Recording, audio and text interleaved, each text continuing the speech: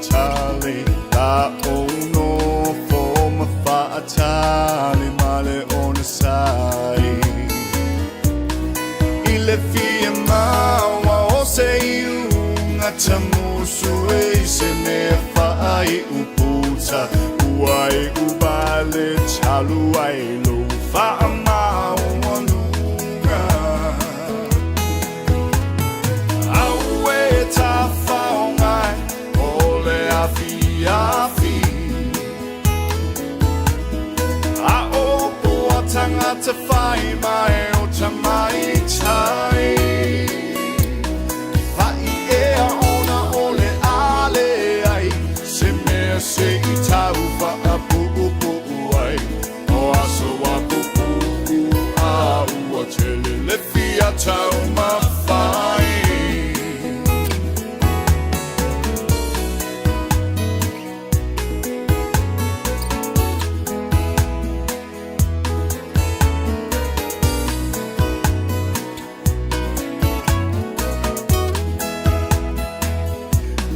Tau I manula telu nei upu Na ole tami ma wha upu Te te patasi mai a oe Lo uau Le tau I vinga male tuli tuli O manatu lava le pitau I Ole ia oe lo uau Male lalo langi Aue ta whaongai Ole afi afi A opo atanga te whai mai o ta mai tai Vai ea ona ole ale ai Se mea se I tau wha a pupu ai O aso a pupu a ua te lele fia tau ma whai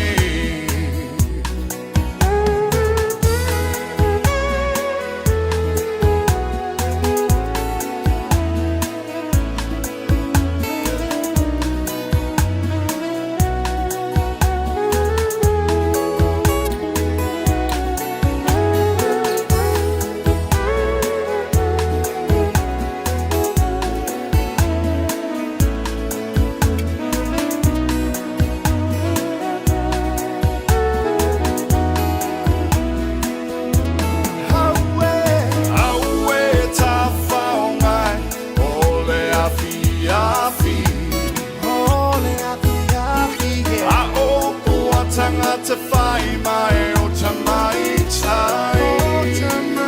tai Vai ea ona ole ale ai Se mea se I tau wha a pupu ai O aso a pupu a ua te lele fia tau ma whai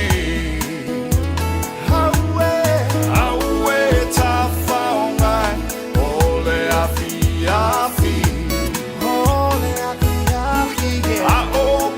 Tanga te whai mai o ta mai tai Vai ea ona ole ale ai Se mea se I tau wha a pupu ai O aso a pupu a ua te lele fia tau ma whai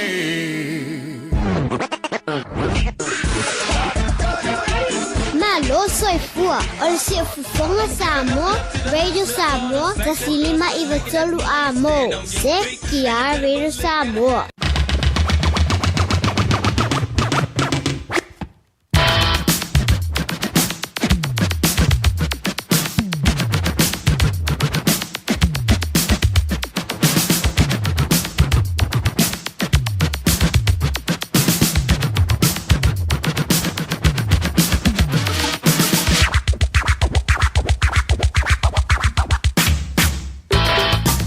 Ole te milinga le wati le wase anti a lua sefulu ma le vanu mili utu te ane iling tulai sefulu ma le lua. O fianga mai ya Richard Parker i le divine o le woli le ngato fo ile o le fantunga mai le Vina Records pe le ele tanto fantunga le dana tala toile tanto ba tanga i le ringa woli o le forward driver i le sulu mai o le la ai le malo sitili pe le yenti munga male savili to fa to ta le taiao antu ai mai wanga le ana la mo tsia tanto tonu au kila ni dei if you nga fa telefoon tu lang mai mo la fa funga nga le ring vai ngola woli o mai o loa le to ina male lo matua e talo si ona mo wi mo mo fa ma la tu trenga ya tu mo to ba tanga mai le tai ona leila so you really me stimulate ma wan tu le o ta tu ma tai le ya woli to ona o se manu po funga mo le por kalambe la woli ma funga mo se you really tu lai fa le fiafiana nei le ma fe ona la loa fa talo fa le au whenga luenga pa ia le tua o lo o la waina lana upfola fola so o se to vine lava i tono ni sila maaturu ma lo le o le sai ma lo fu le tan te tan e na fo o tapena tu mo le upfola fola il fai un le riva ia so ia maua e le ma lo si o le tino ia silio na ma lama ia le nganga awa le tua malona fina ngalo ia ona tu o tuilo se tala i na i tabamatina ma tua pa anga ma sani ala radio sa moe ma futa mai lava e le asonga fuai o i le aso sa e o to amata fo i le i le vai sfo pe anta tu boblia e le lo famalanga le leo le tua e anta sia e le o afia ia o lua e po o tau foi e ngase o le tino ai mesi ai ia le pepesi o le fulu i le ring vai tau susu ia i me o winga o le tap o le aso ua manulu o le aso ua timu o le aso ua la o le aso foi pe wa tau fa pepe na o le aso wa fa tu ngata ya ai pa o le ya o le manu pui o soifua o tau nei o tatu ta mama tina ma tua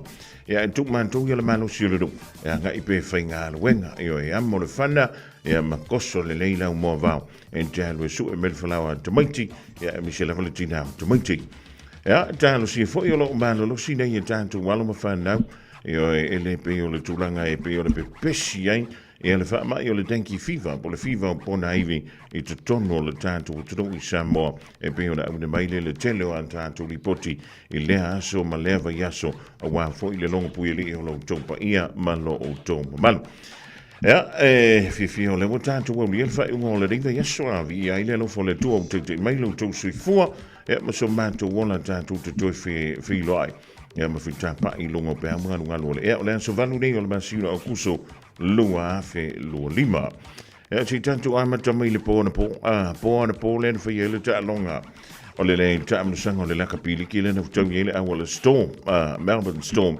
ya ma le a wala Brisbane Broncos yo lus fulu mon tupu minuto le ta longa ai avelo i tua ma le fesi ma le a fai fo ale Broncos il po io ave fa antasi e tole te me just fa manualia ele manuanga le hamstring ia po le masona i tua vai se tulo ele se me fina fa ele manuanga na pa wana me o le fa mano lo ma fa mano lo le ia ele manuia ila tom finga il po le manto o le Broncos ai o le ta longa storm e lus fun mo le lua Broncos e lua ia ele se me fai io le me la me fai pa fai o le ngo mai disi au ka alu ele se ka ko me fai ai ia on se me ia la e ta longa o fai ngol de yeso e pe o sa mi ia ia le tam sanga fo yo le ITM Cup o le o ta alo inisi na filfili o le peleki e pe yo na fa ala lo o le fiafia nani o la tongi e Northland ma Southland e le se fulu minuti te ai le tula e fitu le fiafi ti anto la utala le il va so se va today ia io no le umi o le fotanto i free el tap sango le ITM Cup e mo ile ia ai le kile le amatoni le o le tap sanga e le tulanga fo ile le o skills e po ngai o inga fa tino ile me le o le tap longo la kapi io awa o le membo e tona i le tau au le polo rakapi fa pela nei le tau au le polo rakapi e te tau na fai se tau ngai o inga ina ia ma fai o na la sia le leina si koa ma wai tau e fa pe le na le mawa io e lua pasi ya io e kasi ko le pasi pa u le polo o lono winga o na ma tuante le ale fa le ton o le meka o le basic skills. E te tauna maua le polo, I loa sapo le polo, I loa pasi le polo, I loa fu ia a le polo. O le mea ngā o me kako I e sol. Ia le ngā o Samoa la e a fia I le tūlanga na, e whapena fu I le tūlanga e pio le ye. Ia I ono le ma se o malai. Ia ma le timu fu le rawa ia so tūna i atu. Ia whamelaka la lisko inga e le a vea ngā mangi excuse. Tauna toi wha manta le leile manta le peni, wha ma ai le fiafiana nei. O le honi a tai au, o le ola o tau ile au no whaba ma Taranaki, whiele I le 5 minute te aile tulai lua I le au oli. Wai kanto leo la tau I ma Wellingtone, e whaiafui lea I le teimi a le dai tas, 5 minute te aile lua. On se e tuai le awhala I titi o le wha, tela I titi o le awhala wha, Tasman ma manawa tū leo le awtau iai. Ta'alonga I le whiawhia o le astonai, Canterbury leo le apingi ma Aukilani, stasi leo ta'alonga manaia I le mata fo I le whiawhia tai au. Au tatu I le aua Canterbury, o le ua maua tala I pia o mawe le asonafi. Ua toi seinia le isi kona karate, a le sunga ia Richie Mo'unga, le numero se fulu, longolonga le ole peleki whampe fo le Crusaders, ia ma le aua Canterbury, toi fo I mai ai, ta'alo mo le Crusaders, e le tausanga I lua whelu fitu. E le nganta mo le Crusaders ia whapefoi. Ia le tamasanga o le ITM Cup mo Canterbury. Talus ia o tu iai. Ia o lo maua pele malo si o le sunga ia Richie Mo'unga. O lo winga o le la tui wha waulanga I o Mo'unga. E le neifo I tausanga ia po le tausanga fo. E adwe su e mai yang kupe ia kele. I o iapa. O le aso saa sau neipa mai a to nai counties manukau. Leo le aftau iai ma Bay of Plenty, 5 minute te aile lua I la wauli. Ya on taulunga leo ta'alonga le whainga le neipa yaso e le ta'amusanga o le ITM Cup. I le ta'alonga Otago ma Hawke's Bay, le 5 minute te aile afo le wha I le fiafi. Ya o nisi nao tūlanga pio ni ein ta'alonga le whainga le neipa yaso. Ai, o le tamasanga la vai o le rakapiriki. O le ola tau i le poa na nei le Knights ma le Panthers. Tau le Knights ma le Panthers. E le tātonu o le tūrai valu teimi New Zealand. Raiders o le ola tau I Malaysia Eagles. E le tātonu o le sefulu I le poa na nei. O na audia le so antai au tau le 5 le fiafi Sharks ma le Dragons. Dolphins ma le Roosters I le afo le fitu. Taualunga I le Bulldogs ma le Warriors I le 5 minute e te ai le afoliva I le po le astonai. E mai ai e tonai ma sa minga loto le sa Titans ma le la piki leo le pingi I le tau le fai. Le fiafi taulunga e le Eels ma le Cowboys I le 5 minute te ai le tu la e ono. Ya o ta'alonga na o sauni e tiai I le fai ungo le niva yaso I e tāsia o mai a fo I anisio ta'alonga o le ventau le tau malulu. No me find out what the time to do. Ele vai tau atu I sa mo I tau banga o faa la wiloa vainga fai. O loo mātango fie me uma. E fe lanu wa. E se lava ia tū mahanga. E pe ona faa lia fo. E I tutonu I tū malo faa palota. E pe ona fea maasia. E vainga fai tot. E pe ona iai ia le Samoa ua ponto poto. Fa before I le fa to le tu samu o tasi e ma le fa pui le ya tango tangata o le HRPP ya a o fo ila I le temi a o fa nga solo fo I fila fo I ngai tono le pa le bene o lo tanto o tro o te le o mana tua o te le o mana tua pena ye se temi na u mai ni upula lafo ai fe wa I lo malima o tele o mana tua I le tala wha solo pito o le pāle mene o Samoa. Pena I se mewa pena na tupu.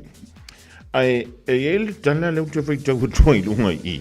O iei whai ma le video o le naua ta milo I lunga o le social media. Whai mai, o le wai aso le ning. Sa wha pelea o na tau au whai ai I le pāle mene o le mano tonga. Ea ma sa wha pelea o na vevela I a whela whala fo inga I tutonu o le mano tofono o le mano tonga. O leala, sa whai ai se ve singa lai titi. Ani su ia whai pule se tolua.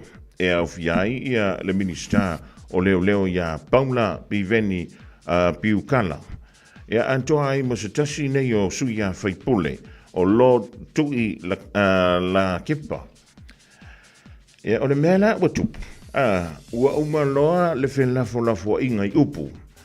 Ai la a kuloa ma le sisu ia fai pule. A nga I le sisu ia fai pule. O le mea lau te whai antua. O le tangata fu I laa. E ka kaunga laa le lei mea whai ngā ruenga. O le laa kulale I o ai pie. E pie koe solo muli me fwoi le. Talo whantu ai. I o tātu ai ngā umalawai tonga. Malo au pito, malo e le lei. E se le marikou au le lei sole ali. E o le mea langa kupu konga le pane mene o tonga le vai sole. Wa uma le whelafo la fua inga I upu matana. Wala la a kuloa malesi fai pule. Ia, whiawa ilo malima malesi fai pule. Ia, na tuli o soifo leo. Na tuli o soifo leo ni se suia fai pule ma ilan tau sai e tono le, o le fono le teimilea. Ia, ma tau taha fiofi ma tau vavau. Ai pei au te tau mai tau atu. O le fai pule le na la ai o, ia pei au le fai pule ngā le ngā koe ailanga son moni masawa I tua. O le teimilea le ding, o lo wa tau fia ma whaasalaina suia fai pule I e lua. Lima so ele toi fono il fontanga al parlamento le malo tonga. Lima voias ele mawaini o la totongi. Ea o le tulanga nai pe ona e pe ona sa waine e lunga ole upenga tafa ilangi ai fa tula utana. O tele o mana tua. Pena yese te minutu pu se pe fa va bea I totonu o le parlamento sa moa. Ia tatou tau fai te talo. Auangi kupu se mea fa bea. Ia mau pele to vai. Ia lava pea le ono sa. Ia mise fa la wilolo fanga solo.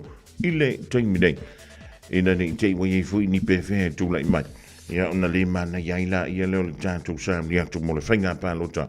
Ile whai unga o le nei fo I tau sanga. Ia o leo langaringi. O le lava o lau sa ungi marau kāpenga penga. Awa fo I ke leo kele. Ia wai fua lau leo kele. Ele le leo lau soli kāpule. A ele o le leo lau solo mutu.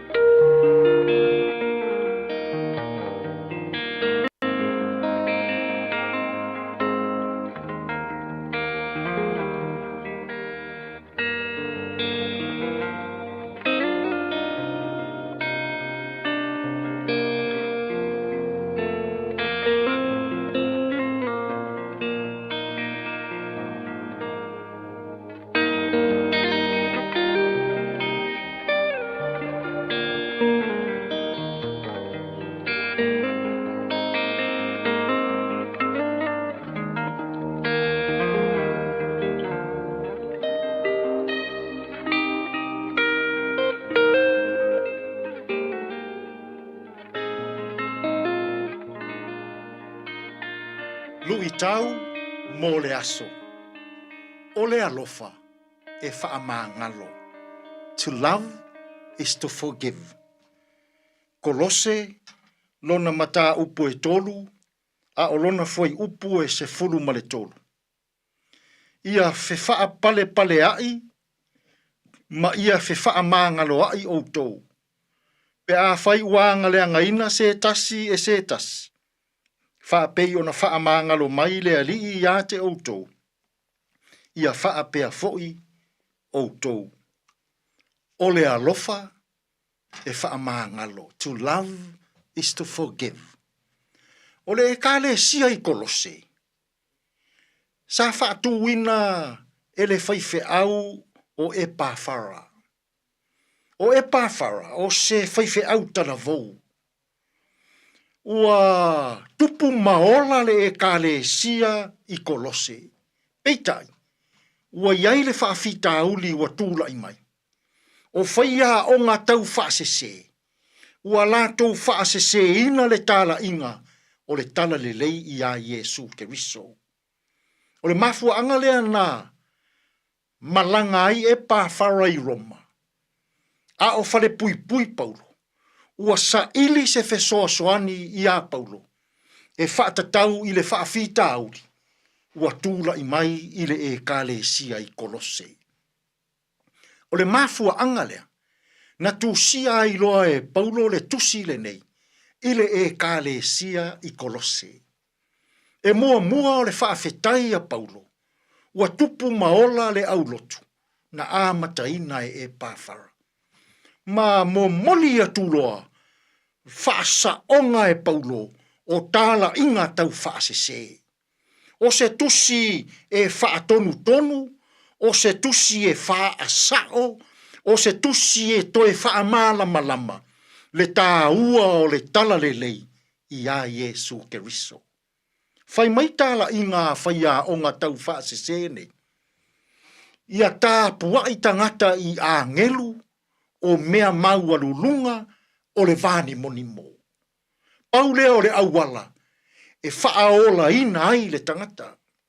Ai le ngata i lea, whai maia o ngā whaia o ngā tau whaasesene. Ia tau sisia e so se tangata kerisiano. Ia tū maanga whaaiutaia. I nisi o tū la fono. E peio na wha mauina e le toia ina o mose. O mea ia, na matua i sosofa e Paulo, ma wha asao e Paulo. Whai mai Paulo, Kolose. Nā o Yesu e ola ai, le tangata angasala.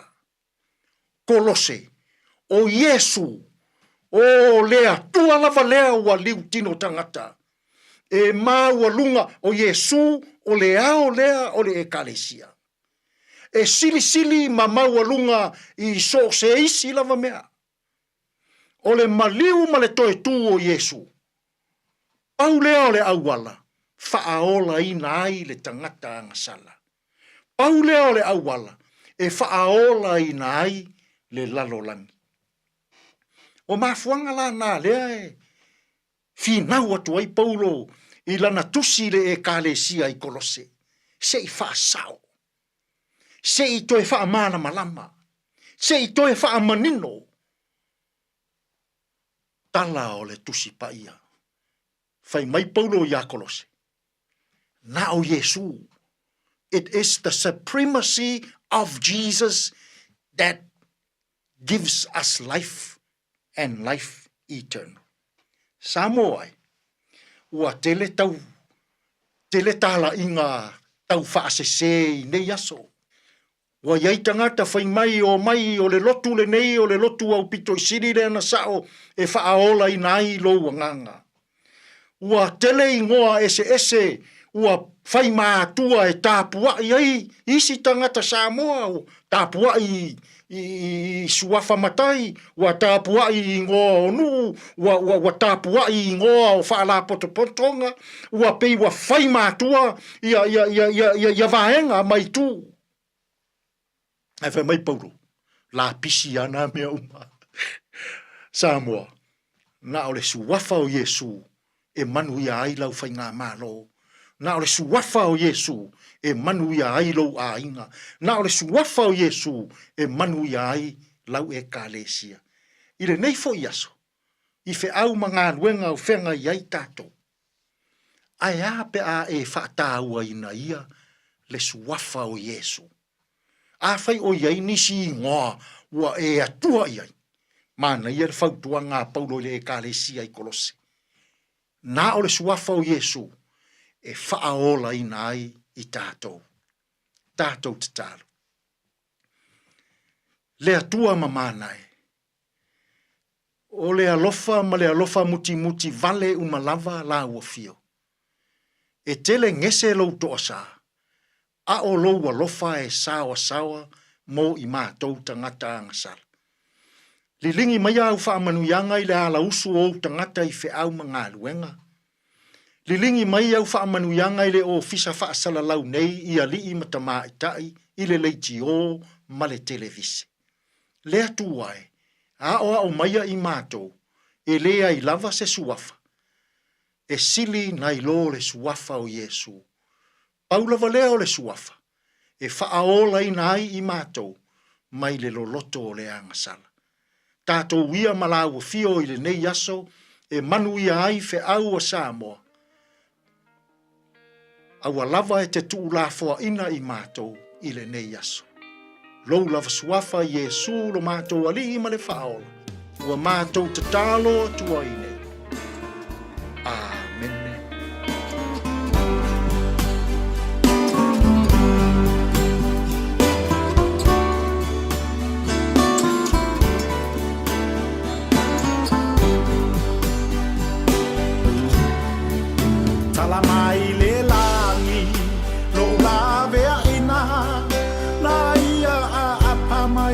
Yesu ilo lima Maia se maia ula fano ile afi Ole taunu ungalena o ala o satani Yesu amali e faaniu a ati A ole afi a asa ikena lona tali Fanau ale atua tapena masa uni Uanata lo tawi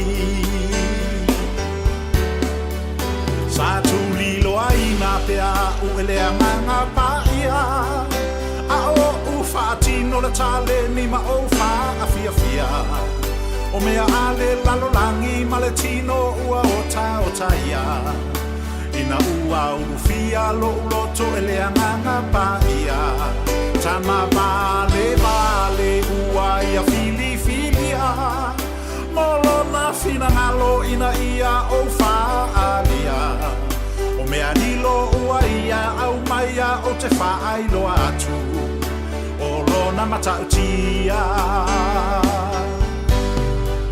Watapunia nei ole alofa tunoa O lo ua tua i le lalo langi atoa Tangata onu u esema o e Samoa O le fe au le na ua wha ailoa Ua toe lili u fofonga o lo utama I lona numa ua ia toe alofa ina Ua ia tapunia ina fo ina fina unga sa whaia e tangata malona anganga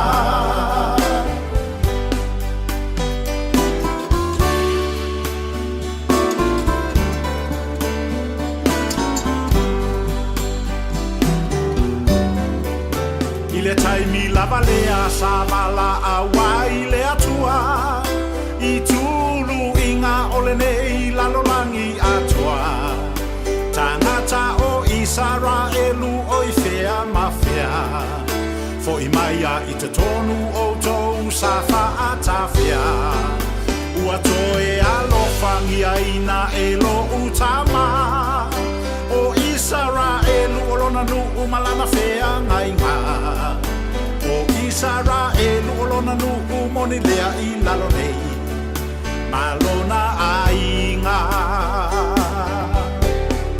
Ta te te e mai nisi isi i le nei whaalinga Se watutu sa matoma se ilonga o mea e vaaya A o fea o lou wha atua tua i le atua e le vaaya E a fio i mea lilo ai le o le wha le tino Whaia i lunga o loulu o lea ua taunu E pule o lea tua i lo uloto e ala mai ai lana upu Ta ofi mawia i lau manu le na sa e tuli Le i e toe tangi tui Watapunia nei o lea lo fatunoa O lo ua tua i le lalo langi atoa Tangata onu u esema o e Samoa O le fe au le na ua wha ailoa Ua toe lili u fofonga o lo utama I lona nunga ua ia toe alofa ina Ua ia tapunia ina fo ina fina unga sa whaia e tangata malona anganga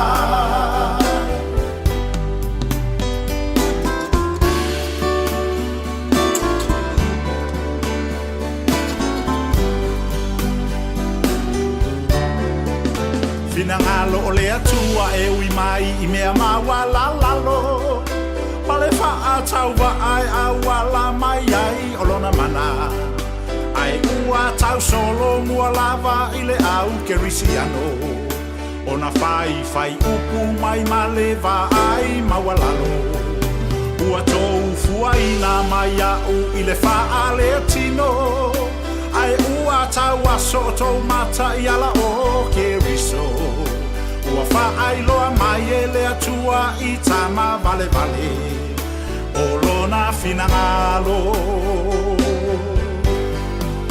Ua tapunia nei o le alo fatunoa O lo ua tua I le lalo langi atoa Tangata onu u esema o e Samoa O le fe au le na ua wha ailoa Ua toe lili u fofonga o lo utama I lona nunga ua ia toe alofa ina Ua ia tapunia ina fo ina fina unga sa whaia e tangata malona anganga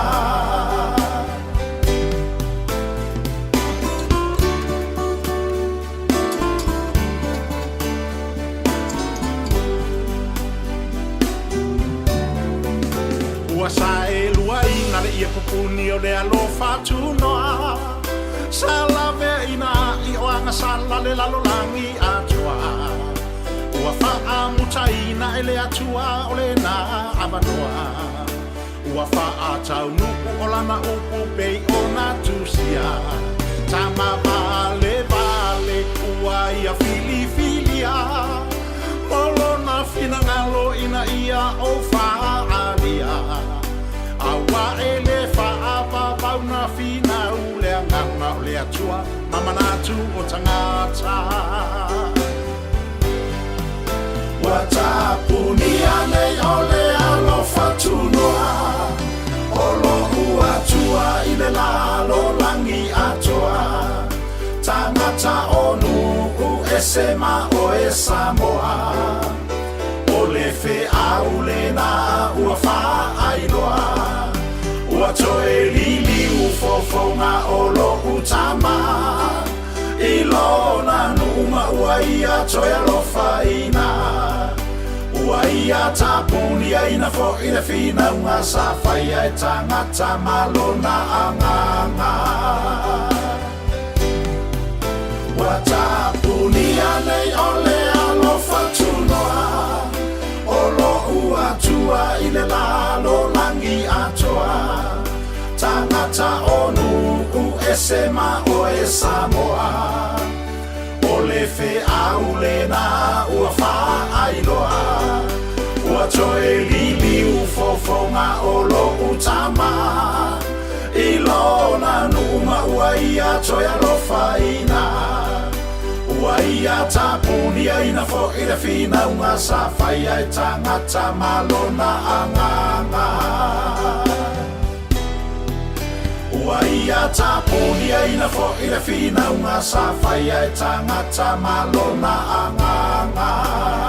Sifo Mali now Tolmana Vimisi Lukisu I living Vangola Woli Malpese Tapuri Elfida Malangang Poyama Baratu Takanta Toluman Twine El Pulgalambeda Ole Luita Molesuida Utatonu Late to La Etus.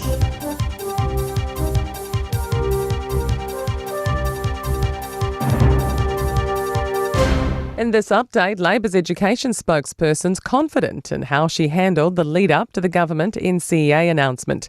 Labor criticised plans to scrap the qualification system over a lack of cross-party consultation. However, Education Minister Erica Stanford says she unsuccessfully tried to contact spokeswoman Willow Jean Prime multiple times. Prime says she could have been clearer with Stanford, but did request a meeting a week before the announcement. I had no idea of when she was going to make her announcement, so I wrote to her and I got a response the evening before the announcement about it being too late and then offering to meet later.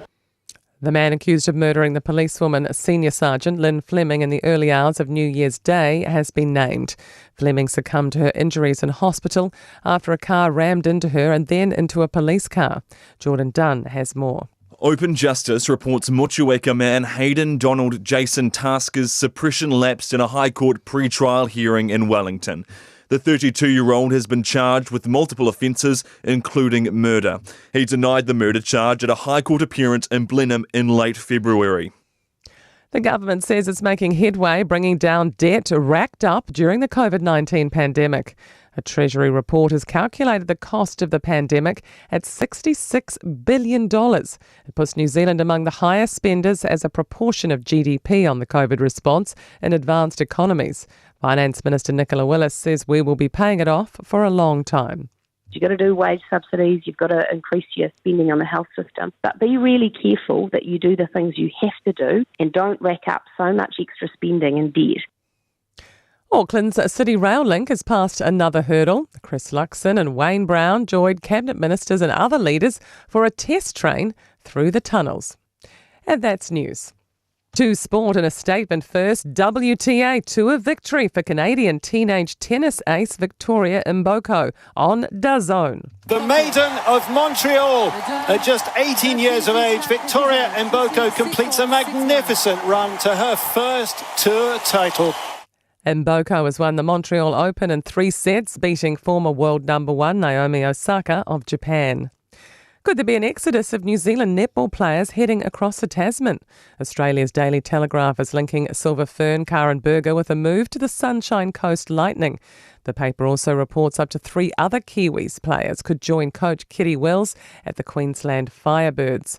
Meanwhile, Mainland Tactics Centurion Jane Watson has called time on her career, joining Ellie Bird and bowing out after winning the ANZ Premiership. And that's sport. I'm Wendy Petrie. 24 hours a day, 7 days a week. Radio Samoa streaming live on www.radiosamoa.co.nz.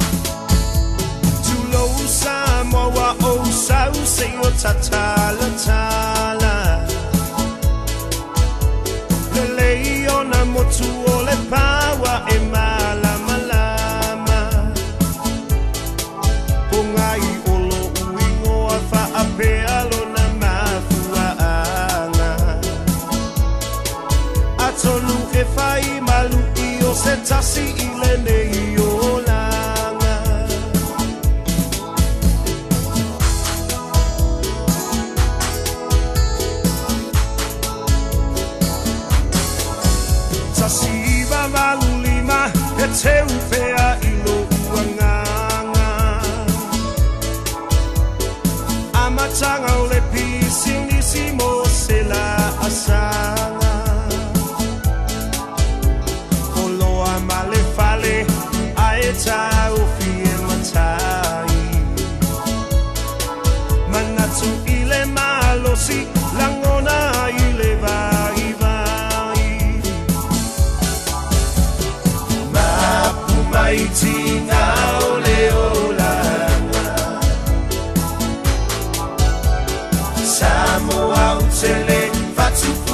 se tala Polonga e tau mawhaie a tina e Nau nau ia maua se lunga nai A tali I le anga leanga Le ai se ono sai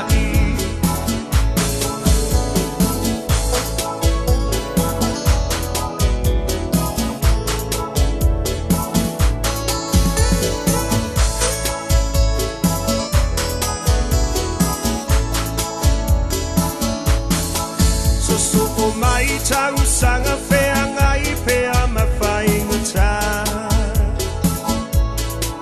Nono po I malono uta Wa pei I tau se pango tā Talafe a vea I solo molia I le tula pono Whai mai e tafi e se ita o whanue umi o sa o loto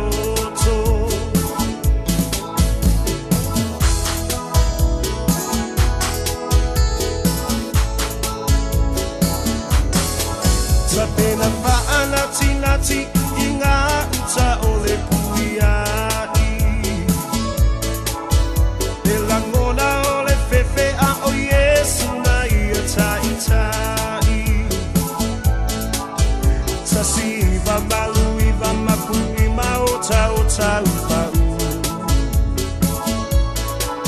Ai a mata le tanu finau ina ia mautu Mai tina o le olanga Samoa o tele Fatufua o se tala Polonga e tau mawhaie a tina e Nau nau ia maua se lunga nai A tali I le anga leanga Le ai se ono sai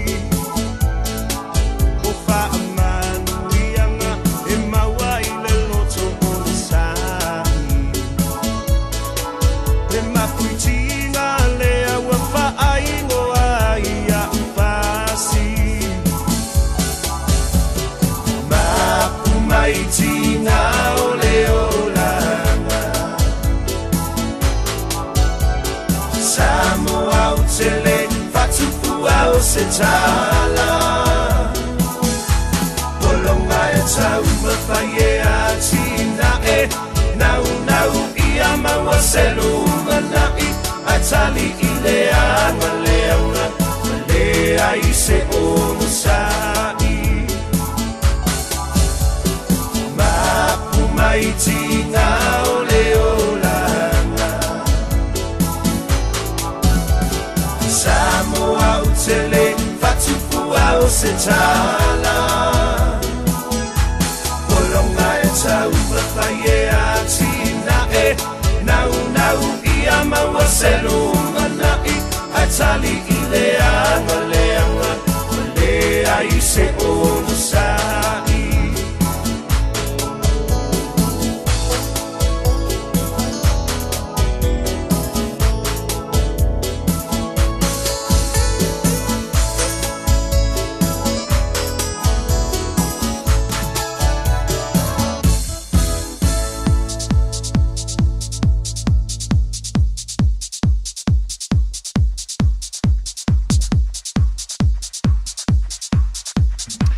Vianga sui fe filongi yo le vaingo la woli ina ua si anto le tanto taimia sfulu ma le ono minute o le ute ane ia le tu la e tasi e fi filanga ngo lawa fa tasi me fo ile telinga ya le ala ku sofia le lei o le tumtumala udanga le ala enterprise motor group i markau ya wa fo se tanto li poti langa tu le fa ngo le rive ya so fa telefon tuai la telinga le ala man o le fe le fiva e ma lo fo le sai yu ina susu ya i me wingo le tau le dias for it malole tawatai malo po ile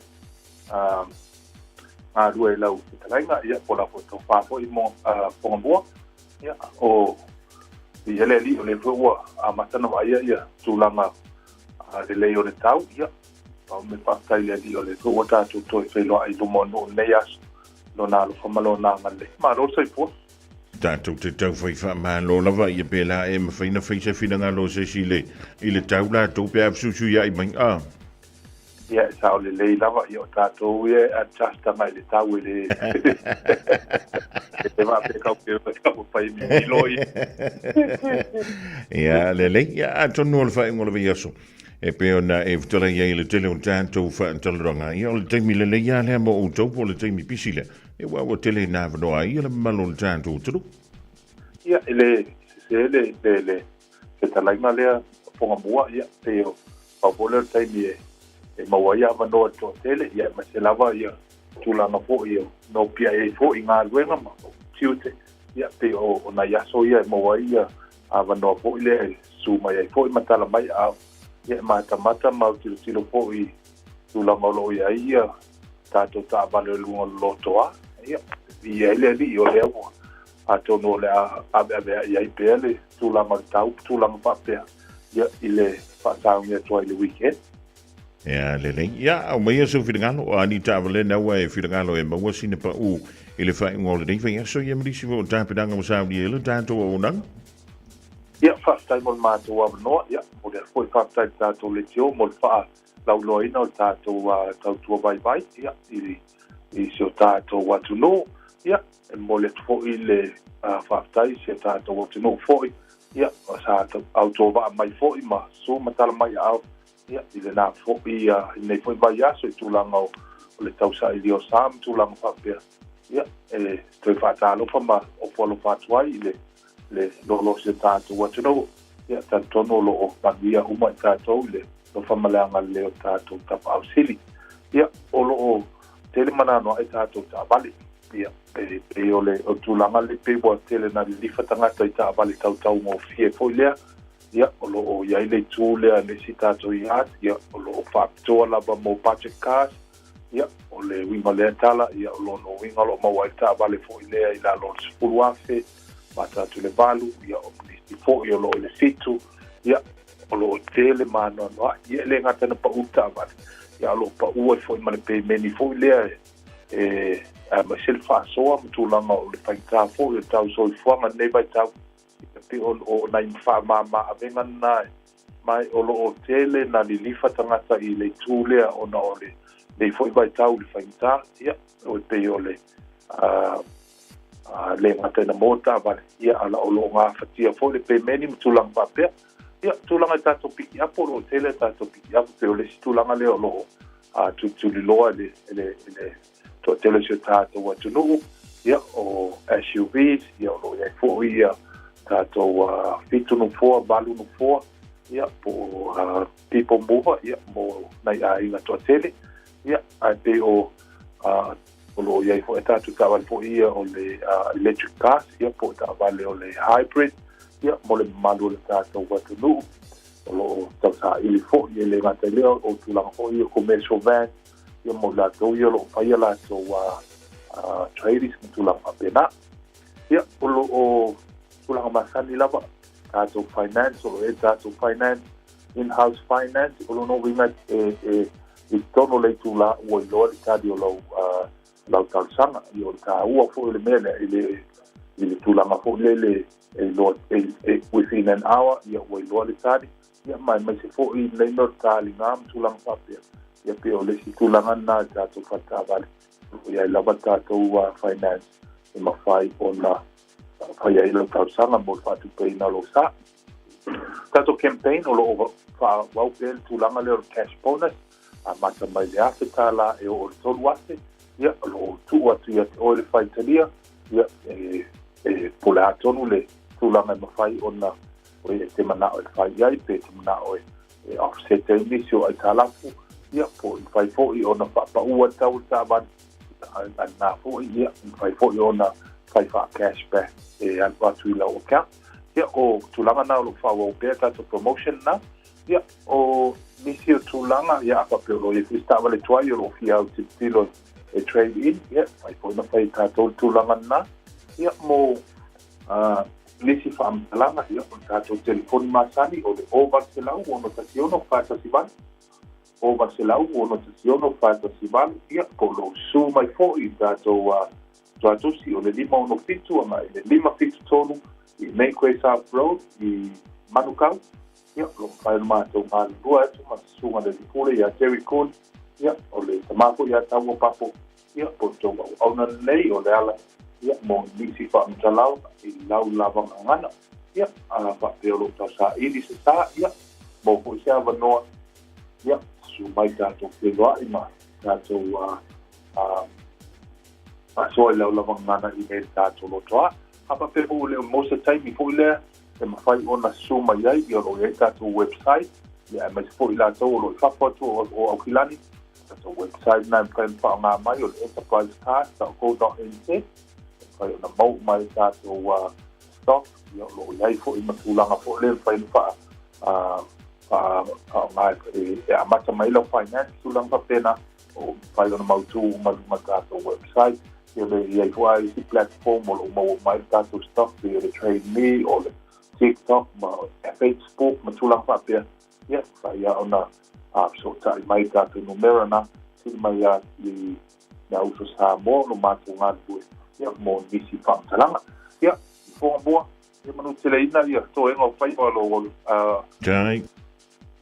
Whaimalo ki lima nei aso, ia, walawa tau tua ina o sio tātou watu nugo, ia, ia fwoi whaasau ni atu le weekend, ia, mai se tātou inga sio tātou watu nugo, ia, tātou toi whailoa i fwoi tai o mōmua, ia, i le ngā lopa malo nā ngā nei, mawien nei aso. Ia, whapena fo, i le vtalinga ia le ala au kuso fia le leo le Enterprise Motorgroup i Marukau, sa li nei so sa le rivaingo la woli, misilanga tu le fai unga o le nei fo i vai ia so.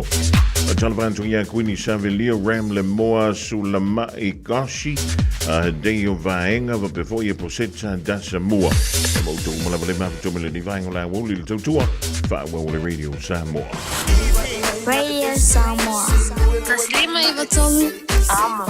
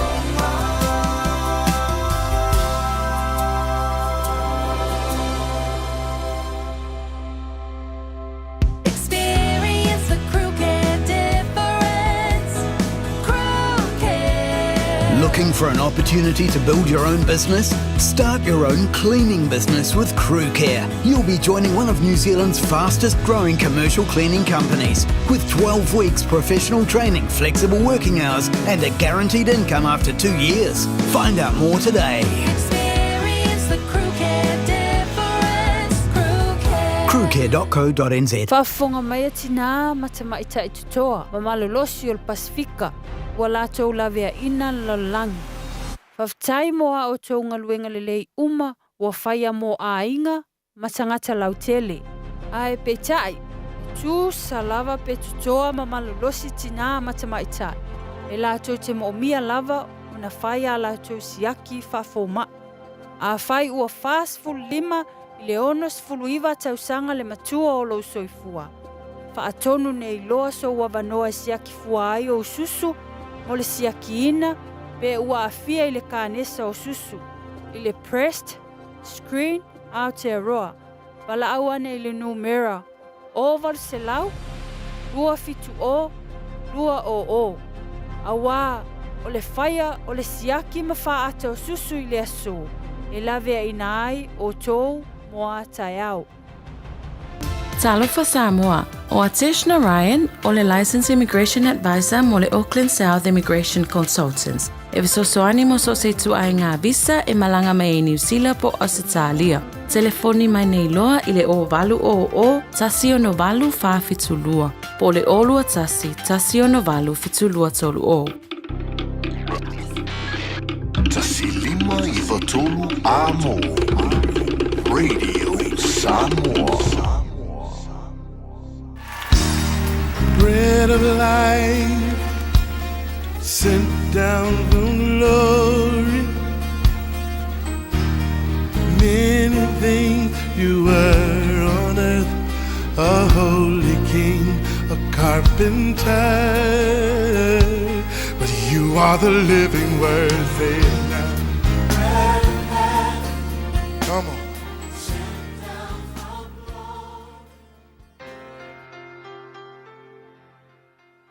Alor soifua tātou atunuu I le nei whaiaso te whawhiloa I ati oe mai tātou porkalame o le areto le ola. Tātou anga I ati fo I le aso tamā ia whai fo I nei porkalame ma whamanuianga ia mo tamā umalava mai se fo I o tina ma whanau. Kene se luas fultasi o whaupes fulfitu whapea ua whafafonga ina fo I le tua le leo le tama o na wala au mai leo le angelu le tua ia akara mai le langi. Ua whapea mai akarae ua whape fea ea oe. Nisi upu whai mai le angelu akara o le hale mea ua tupu. A le upu mo oe le aso le nei e se fo I lona whaatau I le tau o nei tina fo ia no foto tasi mana I latu whanau le ini tama. Le ala whapea o le whaamalo si au mo tina no foto tasi. O le aso tama I tausanga umalava te ilawa wo so I folo urangona le manatu le aso na nafi whapea o le aso tama whamanatu tausanga uma atonu o se aso e le fia umai a inga e mai se lava I a inga fo ia e aina I tina ia e ia latou whanau e le aini tama mingala o le aso tama o se aso fia e whamanatu ai ta o tama I tutono a inga fo I tama ma la tina mana ia latou whanau. O se aso whanau noa tele ia male seki ai ngai ki ngā ia le ini tama o lātou whanau. Ona e mafua mai po se a inga foi lea ua oti le tama se tulou, whailangi fōlau ma le tama tu ua na tina ma le whanau. Ia po se a inga foi ua le whaamaoni le tama, ia ilon to lua malana whanau, ia eke ua sola le tama, ia pe walu fot kamai o inga ruenga whaavai taimi le kupuai le lakui o ia sola ai foi, ia pe koe whai e sesianga whaampoiponga ai oki ai le tina le ngai makamakia. Ia pe o se tina foi inga ke ua mai ia pe to fale se tulou whanau e lana tama ia kausi foi ko kasi e le aiso na tama ia se tama o kam o ngai tina la whapena mana whanau whapena o ia sa whapene e le o seki lato malongo le lei lato o ngai le o iai ni mafutanga whapena o ni tama i to tonu po se fika whale tama i to tonu o le ainga. A le upu mo o le aso le nei tina to foto tasi manai whanau na le ni tama po le a le tūlanga o e iai ma siau tama po siau whanau le teimi le nei e mana tua le mele nei le upu mo oe e a mana ia e le tua oe malau whanau. Alawa me o lo e ui ai e amana ia le tua o a foi mafua anga na mafuai e silafia e le tua wewa ai le tala le ia akara o akara o le fafine ia na ia ila na tamana maua ia apera amo e muli muli ane uanga le anga ina e fine le o sarai ia fatanga e apera amo e tuli ese mai le ainga le lafe mai walu le fafine walu malana tama ngaku ia ia per amo mea ai male fangupa vai e o lo ekpit ai ke wo ai o le vau se ele fofine o fese ai malana tama umal fangu vai o le kiki lava kam kiki ia fe lo finge va ai lana tama la auki alu lo tu lana tama ila lo la au ai ngofo mama aku ile mafau fau akara o ke le fia va ai ila utama woki wa kangi kamal fia ingu ale se vai ya lela ina utangi le tama kangi fo ima akara fe mai pe amale onos fulu futu pe la se lau futu le mamao o le menga ngofo e akara matangi kangi ongola o kilang kama fe mai lela il fa punga le angel fe mai ua fa fonga ina le tua le leo le tama ua vala au mai le angel le tua mai le langi ya akara fa pe mai akarai ua whape whea e oe ua whaafafonga ina le tua le tangi le tama i le meala iai ai au se le songa tau alau au mai le tua pe po le alkulango e iai malau whanau le se tama o whaingi se mangi menga whaia ma fwoi unga kupu ia tūlanga whape nei le lu imo oe ia e loto tele e amana ia le tua oe mai se foi o lau tama wa ke va al tala angelu fai mai ua tupu le tama sa iai le tua i le tama lo i samaeli ma tausia le tua fa penga fo ona tausia le tua le tama mal fa na unga ia ki oe kusa lava pele ai se tama fa lo to tele ina oe fai le tua ma tama mai fa lango i le tua i le ola ma le tupu wae o lau whanau le tua whawhitai lava e o ai matou filfilinga se ma mea e tutupu ai whawhita uli o matou ainga ia pei foi o nisi ainga ua le aini tama e ke silafia ma e a mana ia ma e tausi a te ilatou so soani nai tina manai whanau le aini a latou tama i le nei aso tama whawhitai Yesu amen.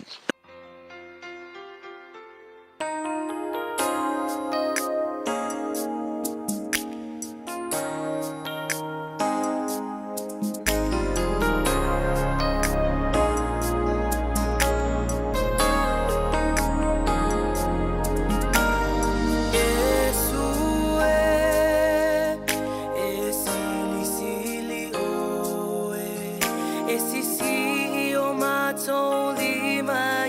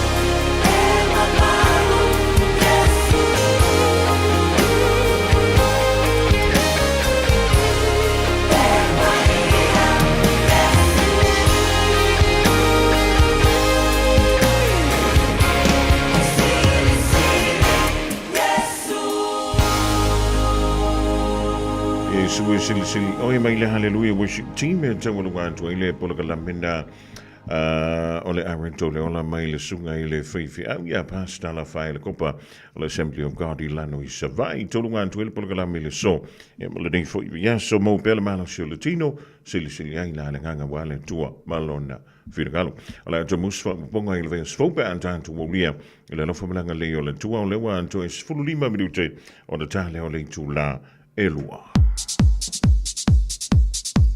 Ua mawhai ona awina atu whaasirisilanga whaalawa i tele. Ona o le langolango a le Woodmart. Vililoa Chris Ulberg i le olua tasi, lua whaono, 555. Olua tasi, lua whaono, 555.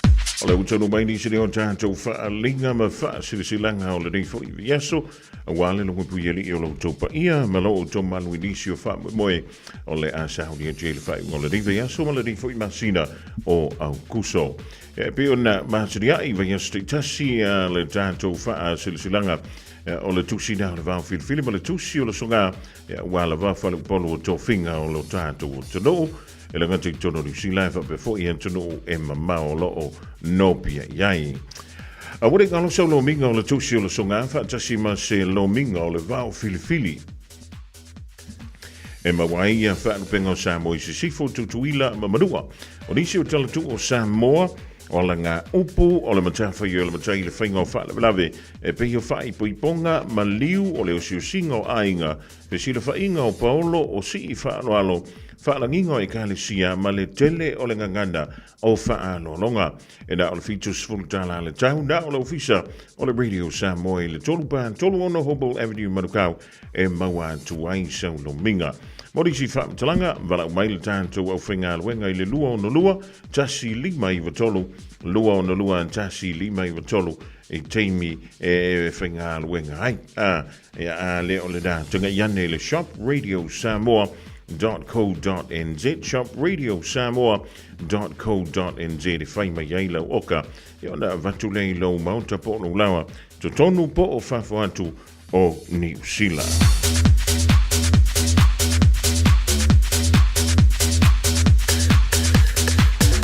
Silsilanga mo le ainga sa tawhatoa i iwa. I le awa wale whaaloalo tawai, ma tau te whaasilsila tuai e whapea. O iei le whirangalo ta mapo o swafa o le tātou ainga sa tawhatoa i iwa. O le awha i le whilo inga ma le talanoanga suli ma wheo i uma o tawhatoa muangu tia leunua i ali o iwa. I le asa se fulu malelua o se te malua whelo lima, e whaiale i le lawa o tawhatoa i iwa, e whaasale le anga sa vai i Samoa, i le tulai iwa i le tai ao, ma tau te tatalo antuai, ma wala au liolo o taupa ia malo o tau mamalu, e su mai matala au mai, tātou awai le aso tupo ina, a wane wha moe moe o si o tātou ainga ia teu teu, ma wha le leiolo lo tātou loto i whale, ma so alau pule ai ma taipo nofo, a si o tātou ainga sa fua fuaina. Ma ole a le tau fia la, wale whae unga ole a tasi elo tātou ainga i le aso i lau le awai mai. Ma le whae no lavalo sinia le rei wha salaunga e sua fole ainga sa tawhatoa. E au fia ai tawhatoa waita lima, tawhatoa anga sa tawhaleti, tawhatoa Iosefa tafa kesio, tawhatoa laifa lima, tawhatoa fua mai tafa mua awa, maisi suli o le ainga sa tawhatoa o lo no nofo i le ainga. Morisi whaamtalanga whaaso te iane i a tawhatoa fua mai tafa mua awa, po esta tofi lau i numera i o le anta ua. O le olua tasi o valu lima o, iwa o iwa lima. Olua tasi o valu lima o, iwa o iwa lima. Po le olua tasi o lua iwa lua, ono ono fitu o. Olua tasi o lua iwa lua, ono ono fitu o. Whaamtangi o le mafutanga ale ainga tā tawhatoa i le whiaango iwa i le motele i sa la whai.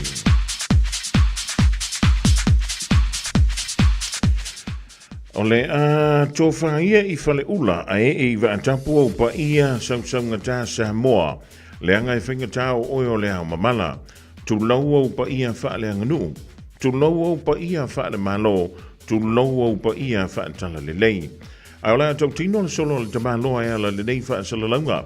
E whaasilsila aloa ia antua i le pa ia male mamalu. O le tātou o i la tau o lango ina le vang whai e pui pui a ia tau tangata le HRPP. O le awhaia le tātou whilo inga le stona nei aso iwa o kuso, i le Julai 5 i le fiafianga i le sfutasi le pō, i le tuatusi leo le tolu ono lua Massey Road i Mangere East i le Metro Theatre Hall. O le atu whaina atu ele tātou anavatau, tau te sila iai, e peo na wha la wilo i Samoa, mo le tau nofo malama. O le aia le tātou malo wha alolongia i lea fiafila fionga i le whailau tusi, o le tātou vaenga wha whai. Wha mole tau au mai sau plate, au wale tātou wha malostino i le pō, ato ai malo sauni. A wae whaingata le tātou malo wha alolongia. Morisi wha mtalanga wha mole wha usutai, ia le o lua tasi lua o valu iwa wha lua o. O lua tasi lua o valu iwa wha lua o, malenganga wha alo. Tāla sia i leanga leo le tua le antai i tuailo o tau soifua, i le aso le teimi pe o le tā ua i lunga. Wha tai alo seinia i le mautanga a le HRPP i Aukilani nei.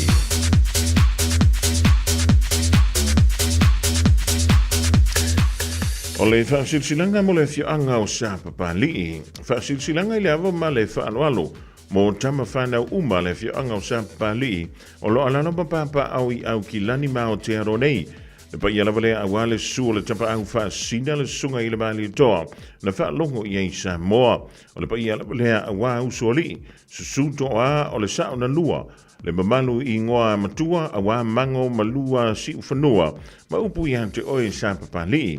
E fia whaamatuantu la tātou lotu whaamanatu. O le tai au fōu e whaia le aso saa so lusful ma le whao au kuso lua whelua lima e whaia i le malu le kāle sia o le manu kaupi IPC le malai o le whao tunga titi i le valu se fulu Wiley Road i Papa Toi Toi. O le teimi amanta o le Julai 5 le fiafi e whaamatuantu la tātou tublanga e pei o na masani ai. Whaamolmole tau au maia le pleita le ainga mo sa tātou wha malostino pe a mai ala sāmringa. Alo whangia le tua le wha moe, mori e tuilo tau soi fōmala bānta wola tātou whaino iai le manuia. Wha tai o lo seinia e Reverend Karima whai ai e a male lau le mātanga a alo matama whanau le whiango Sāpapa Li'i i Aukilani nei.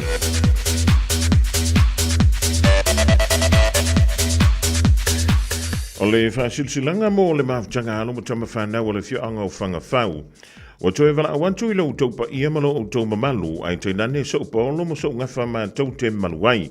O le antoe whaatono wina le tātou mawtanga i le aso sefulu maleono o kuso lua whelua lima i le afo le sefulu i le tai au i le no whanga o le tasi lua tolu Royal Road i Massey. O ai fo i se tama whanau o le reinu o whanga whau o e maua mai le nei whaasilsilanga a fia mai, maliu mai, ma tātou mafuta i le whaamo moe o siu tātou no i le aso e pe o le tāu i lunga. O le isara elu lava Yesu e lo na whaamalama ma vava ai lo na nuupo o a mai.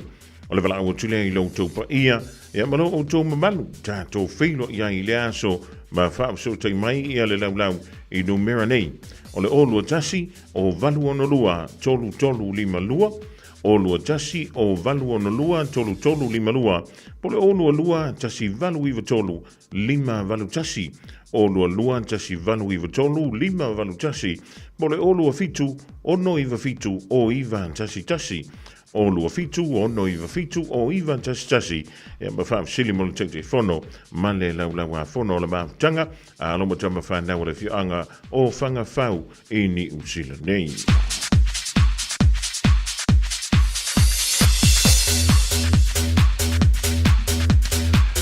O le wha silsilanga mo le whianga o ngangai fo le vau i le whanga i Aukilani. E wha silsilatu i aloma tama whanau o le tātou no i Aukilani nei. O le atoi whaia le tātou fontanga mo le wha tuina o fuafuanga mo le wha moe o loma i si o tātou no i Samoa. Te talo atu le nganga mau lalo tele i so se suli ma wheo i o sua ti a ma whamuina ato ai manganga i fo le vau. E mara mia lava so o tau whirangalo maala malama i le aso, le astona i nei aso iwa o kuso, i le mautau tu au pepe moana i le lua ono Taranta Crescent i Mangere Bridge. Wa tai i hama te e tulo tau sei fua i le aso, i le lofo le tua seinia, e le te fono le fionga i tu au pepe moana misa, ma le pa ia o le tātou nuu i Aukilani nei.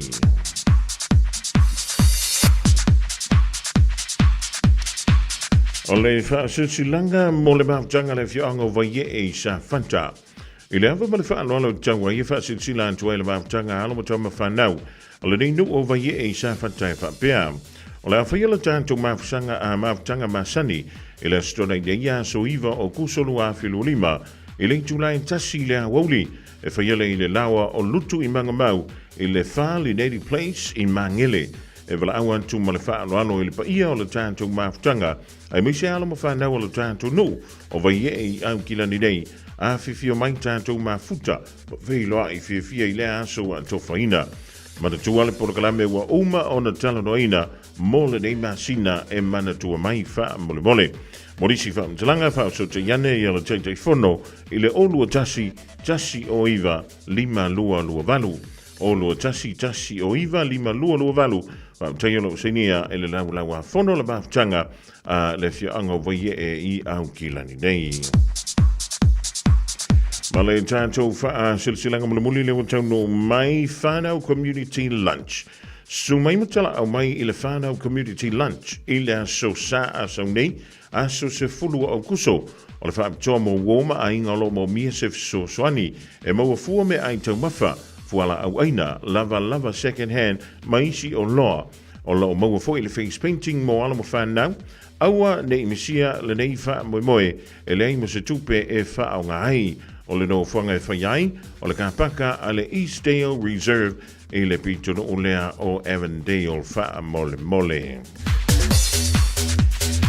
Ia a whai re iau fuanga o le whai unga o le rei fo iwa yaso, ia o lea ia fo. E le wha moe o se tasi fo i le nei, o tamali i o le tunu, o lo tamo e le tūlanga fo i le o le tūto tasi. Ia ma o le awhaia lea i lea foi. I le Royal, Club Royal i nai marukau. I le aso a antahe au. Ia i le kere aso unufali. Ai tātou whilo i nā. Ia ma le fionga ia Pantea tui sa tuli maseli i tasi Pantea. Ia wale wha moe na i le aso a antahe au. Club Royal i marukau. Ia wapo i le tāpedantu lea mo le sa ilinga. Ia o le whainga pālota la tātou toro i le whai unga o le nei masina.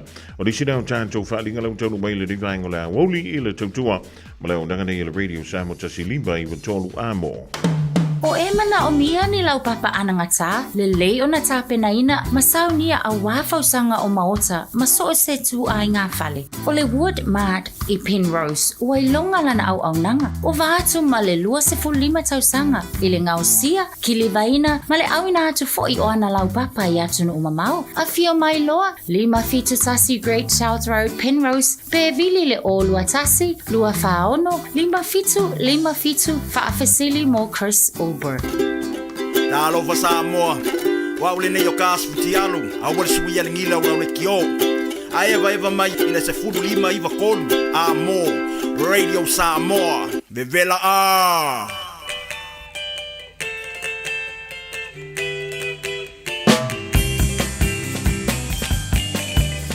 Siva maya ole tau sala. Ai ole ni tama. Tapa, mas sei follow la nula,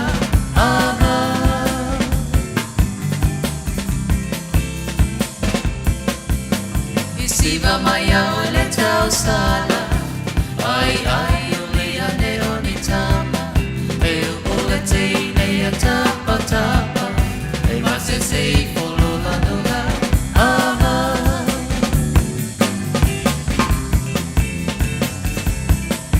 Mana ya telefo ile vai Iseta maita ya siva ai vai Ai atu fa amalo Mo fa ale fo mo ai ole fo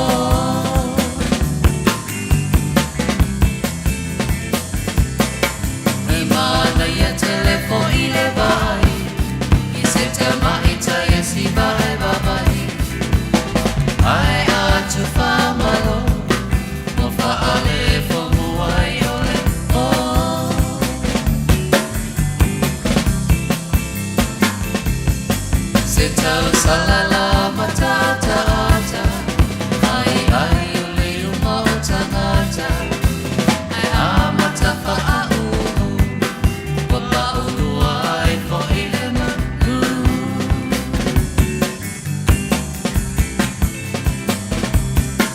se tau salala matata ai li uma o tahata ai amata whaau wa pa o ai fo i le manu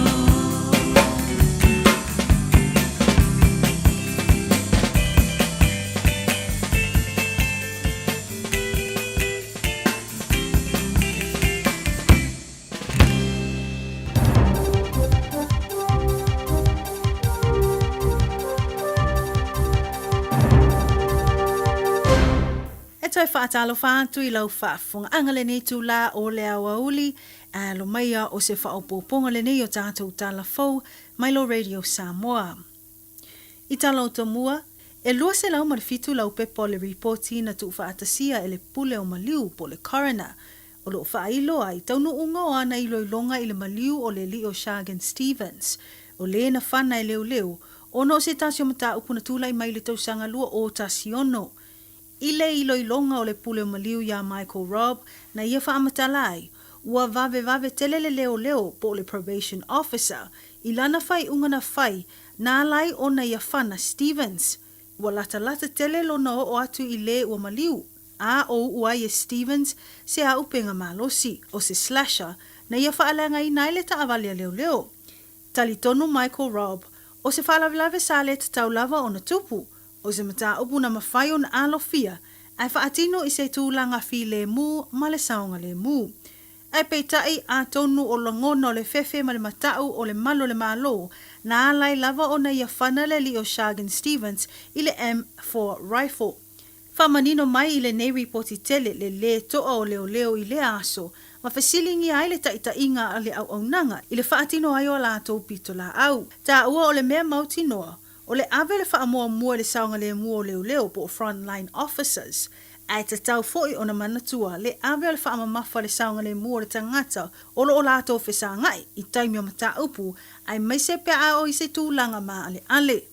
Whao popo foi Rob o lona I loa e le ave le maliu o sia tangata ma le sona I mawhauwhawali I leo na iai I lea taimi. Talu ai, a whisilingi atu I lato e tusai ma vaenga uma na tutupu I le whaalavilave e whaali atu o lato langona le fia. Ono le lato manatu, e sa o lava o lato ma lato ngai o inga na whai. Whamawina reporti o Michael Robb ua to'otolu I ai pule o maliu ua I loiloina le nei mata upu. Ma ua vatu nei I le Independent Police Conduct Authority ma le matanga luenga o leo, taunu unga o ana I loilonga, molo lato whai unga whai. I le talaanga o leo o maliu o Stevens e tausu 5 tausanga o se li Maori, ma o se tasi e tele ana soli ngatu la fono, ai e le o se tangata e whaatupu vevesi. Whamawine I loilonga o lea li I sa tatala I tua ia inga, ma o whapena o na whai ai se awala whanei o na pō, e mata I tu ai Stevens I Rotorua. Pea ma le ono vai aso mata I tu, e le iwa aia lava o solia Stevens ai inga, o lona tatala I tua. Ai peitai e fōlinga mai e le I lava le nei whaamaumaunga I leo. Ai a nga I whaatino o lato sa I lilinga, po le police bail check. Whaamatala, e ui o lo lato I loi tu o lo iai sia li, e whaasolo lava o lato wasinga. Mai ta ue fitu se fulu le lei taimi na oa e ai leo le whale o Stevens I to tono le tolsu valu aso, a o le I o le aso na maliuai o ia. Ta ue reporti e tele o na whaalave, ma ta tui e leo lona whaitutoa I le levo le pō. Whailo le pule o maliu, o lea lava na usita ia e Stevens ai inga umo le tatalai o ia I tua. Ai peitai, o ia ngai o inga na ala I lava o na whaatupu ita ma le fia I li I leo. Whaopopo Rob pese I na whai ma ta alonga ia leo sia tangata. O lea lava na oso ai loa ma le ita o te leo Stevens, ma whaaleanga I loa le ta ambalea leo. Mai ua I lava o na tūlai mai ai le whaalave. Ta ue Rob o lona I loa I leo sa awai I le mata upu, e leo ni tangata e iei malama anga le e whaafile muai se whaafita oli. Matao fi ai le ono tūlai mai o se mata upu, se manu e le whano le ola o lea li, a soifua mai pea. Ua whamaonia mai nei le maliwai o se tangata I le tai ao ana leila, ina ua mu se whale I Tauranaki. Whamawina le anga iato leo I se tasio no whanga I Derby Street, Eltham, 5 kilomita I saute o New Plymouth, po le lata leo le I tūlai 5 I le vaveao nei. Whaamatala e sui o le ofisa o leo e tau nu atu o matua i whaatama ia lava le fale. Mai toa tasi le tangata o maliu sa i to tonu o le nei fale. O lo whaasolo sa i lilinga ma suenga i le mafuanga o le mu i Taranaki. Inisia tala e luani vaatau po warships ale malo ya pani na tau nuane i Wellington e mo se faatasinga taua mo le tolu aso. Whamanino i reporti le awhiai o le atunu e vaatele nei a ya pani. Whamawina sa whapena o na whaatino ni pōkalame whaalea o onga bo trainings o le manuva ma le vaenga awa Australia ma New Zealand nei e ala i le RNZAF P8 Maritime Aircraft. Na ngai whaatasi mai nei wa atele ma le waa New Zealand o le HMNZS Canterbury e pe o na whaato ataliu mai foi inisio pōkalame tele e tā ua o le Major Multi-Country Exercise Talisman Sabah. E se lia ma le 5 se lau tangata whaingaluenga o le waatawa Iapani na whaimalanga mai. Mai tā ua o le aunga ma le wha moe moe o le anga i mai o nei waatau o le tamu whaile wha alawa i tele le maamalama anga i vaenga ese o vaenga au. Ai mai se le sanga wha mausali ai o so o tanga ma le ngalulue wha atasi maona pa anga o loo iai i o vaenga au i tu o le atu Pasifika po le Indo-Pacific. Mai tala mulmuli, e leo se mea whaingofia na tula i mai i le whainga malanga a leo ngali i New Zealand, suwafa ia Deoma Jason Clark, mō lata whaonga i Bali. Ino wasa e whaafua se ila wa ala upa sese na anga i atuai ma le toa tele o tangata turisi. Ino wata e se ngalu tele lea waa. Ta ua ele nei ngali i mai tauranga ina uata i la tau e le ngalu, paule vaenga na molimawina o whanau o feato whai solo i le tau alungo le waa. Ma whaalongo ina le whaataitai o tangata ma whetangisi. Whaamatala i la ua nei sa o la tau ma whai lava e pipi i mau i so se i tū lava o le waa. Ina ia awa nei tā ele ngalu peitai. Na i longa lava o na whiato whai la ua ma tai atu ai si tangata. Ona o le malo si tele o le ngalu na awhi ai le waa lau pa sese. Tā ua e pei ua lava ai o whiato whai solo pe palulu i nei tangata au sae le nei waa. I ripote whapea e tolu aso o iai leo ngari i tauranga i Bali, mō tā whaonga, e tūla i mai loa lea whaalawe lawe. Whamatala e Deoma Clark to e titi lava a tau nula lātou waa i le Sanua Haba, e wa aia loa le ngalu tele, o a nga i mai le i tūanga wale o le waa, a o malolo ai le potu malolo o le nei waa lau pasese, mana o lai loa lava e sae le lātou waa, o no le te le ma le malosi o le ngalu. E tu sai ma reporti mai ofisa whasala lau mai whafo e whaapea pea ma le toa walu se fulu tangata na i lungo le waalau pase se le taimina tula i aile nei whaalawe lawe. Mai maua saanga i atu le waa mai Nusa Penida mo Sanua Haba. Na tula i mai le whaalawe lawe le tula e tolu le awauli mai ta ua e tolu tangata na maari liu e au fiai se tangata anu usaina ma se tangata whaingaluengo le waa o se Indonesia. O tatou telefona mo le whai ungo le nei vai aso, whaafetai whaafonga mai, tō whaasoifua. Radio Samoa. Taslima Ivatolu. Amo.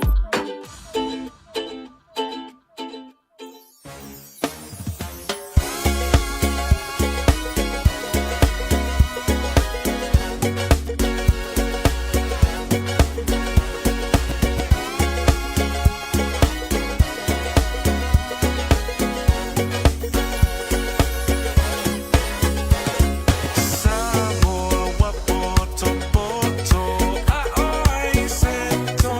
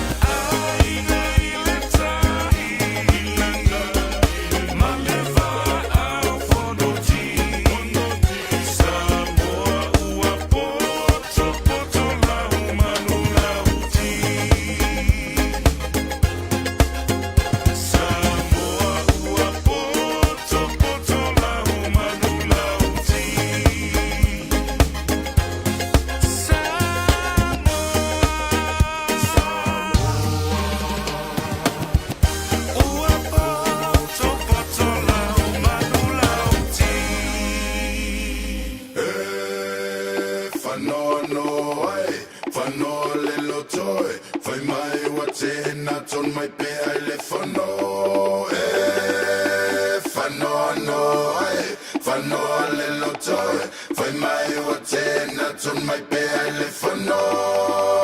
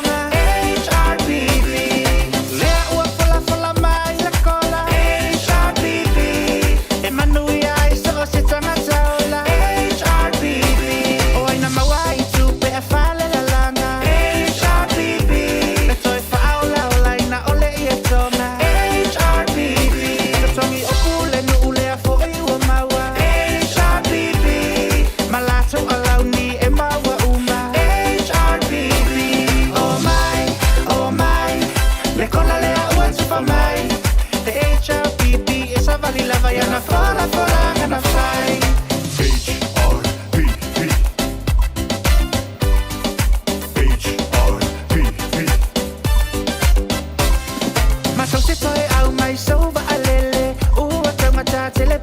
ase Matoe fausi ase isi wafutele Tele manuia ole asele sele Suila epa ua faa malo Lau tautu asa ili malo Suita ita ima fai pule uma Wai ate outou le faa au uma Oile pati e tau talama minoi HRBB O te tau tino atu e te leto e oi HRBB Faa fai Samoa ilo nasa ola tonga HRBB O mai umaloa e palo ta ile HRBB O ai e sa vali e na fola folanga HRBB E fai tino o alato tala HRBB O mea no te faia e lava ta pena HRBB Faa tua tua faa ta si manga luenga HRBB Oh my Le kola le a ua tufa mai The HRBB e sa vali lava ia na fola folanga na fai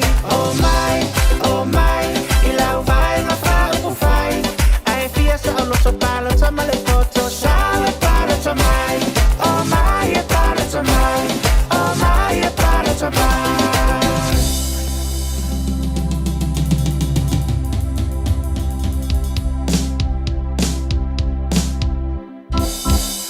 O vi kan nou vang voor je tolwe pe fa fwanti ele di vang ola woli ola so for really so valude ola basino kusolo afilo limba ole HRPP ole fast male SUP fa telefon tuai Sam Lausia ma le sunga ya Tavita ole company ele flyway ile mleva lele ma no la vali ta fa ma oi ma no nga noe ma foi lo sai wa tanto ya ile fa unga ole nei ya vayaso te loa na wanga e tfoi mantua e piki mai le whana wa aonga i le teimia tu a ia aonga le whanau i se teimia leo tohe mamau.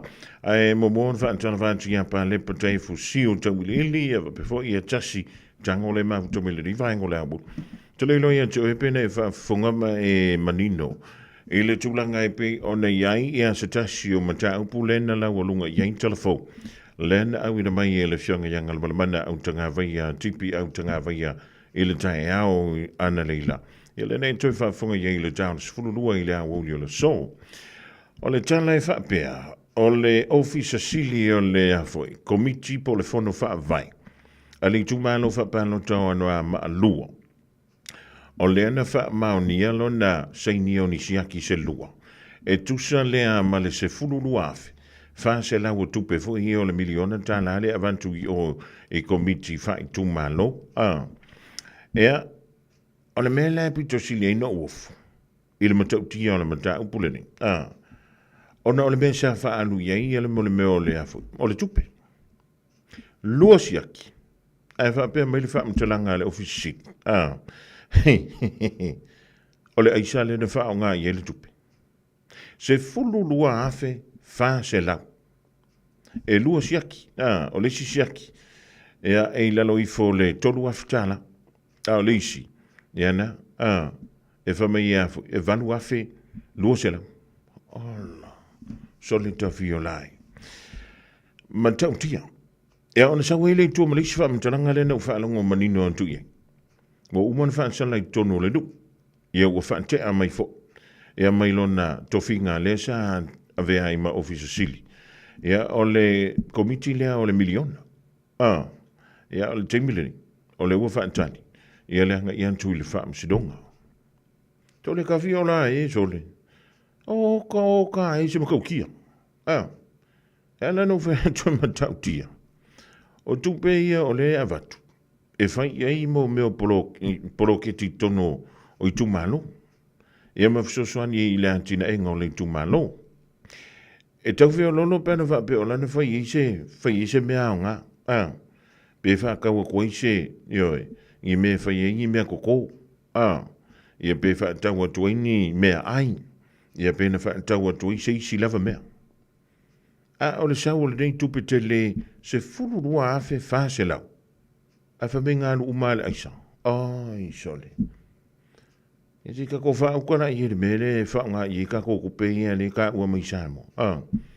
Eoi, na o na maua o le tofi, se lo mele me wha anu i ele kako seling. Sole. Matau tia. Se tasi ne o wha fitauri. O la matua i la wa lunga. E me iolo tupu mai tono le tātou turu I Samoa. O sa sang wha awhile anu I lunga o le whaonga ina. E tupu langa. Ma le tele o tanganta. O le mele o le whala au wha saina o le aisa. Ia wha peritani aina o le methamphetamine min le masani o le maua I New Zealand. I le malai wa lele po le wafu. Se fulu lua afe wha se lautala. O le totongi leo le stanganta I le tausanga I Samoa. Ia se kako whau koi. Lua saingi ngō siaki. Ai wha tau ele isa. Sorry. Ai.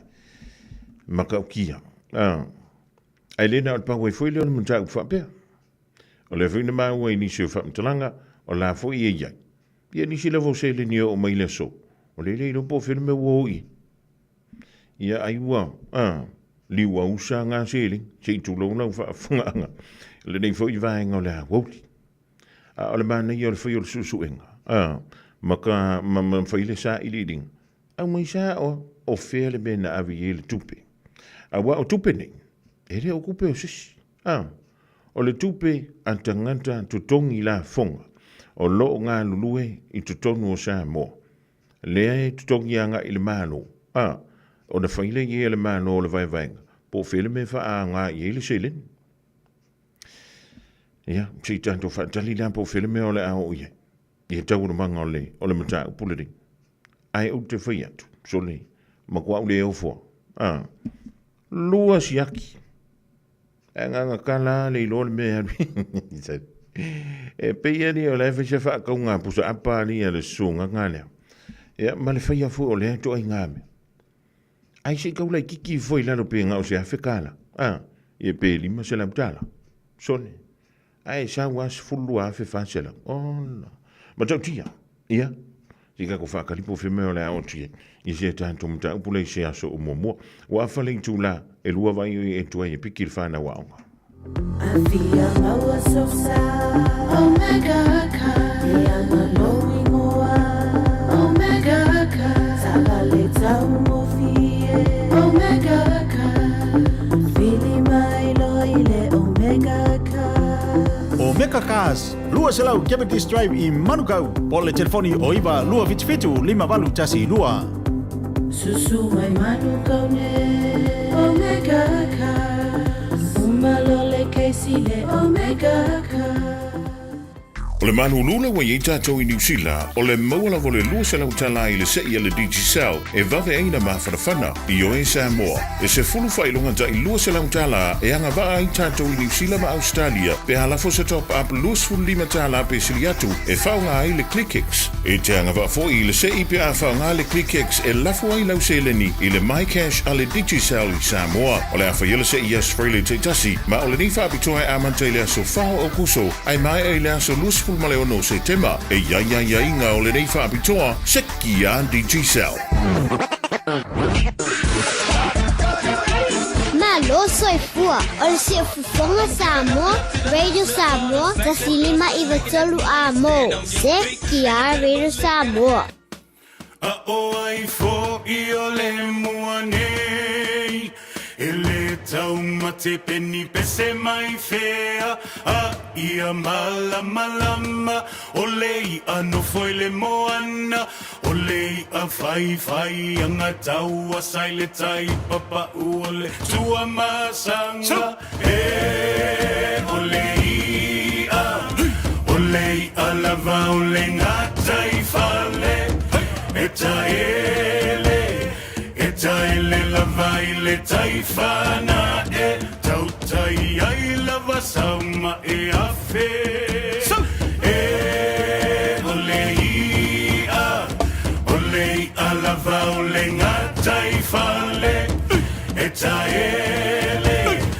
taele lava I le taifana, e tautai ai lava sama e afe.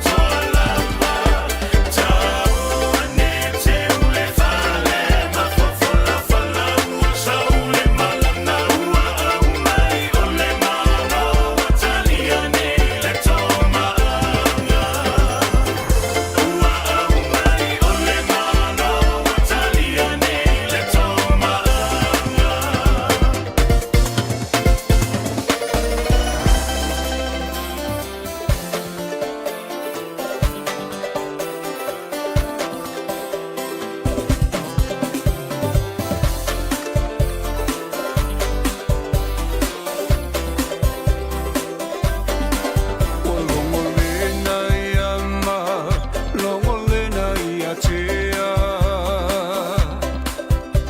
Ua talawe le matangi le ea O pua ina le manongi o funga la au E o le whaaia e Samoa o tamawhanau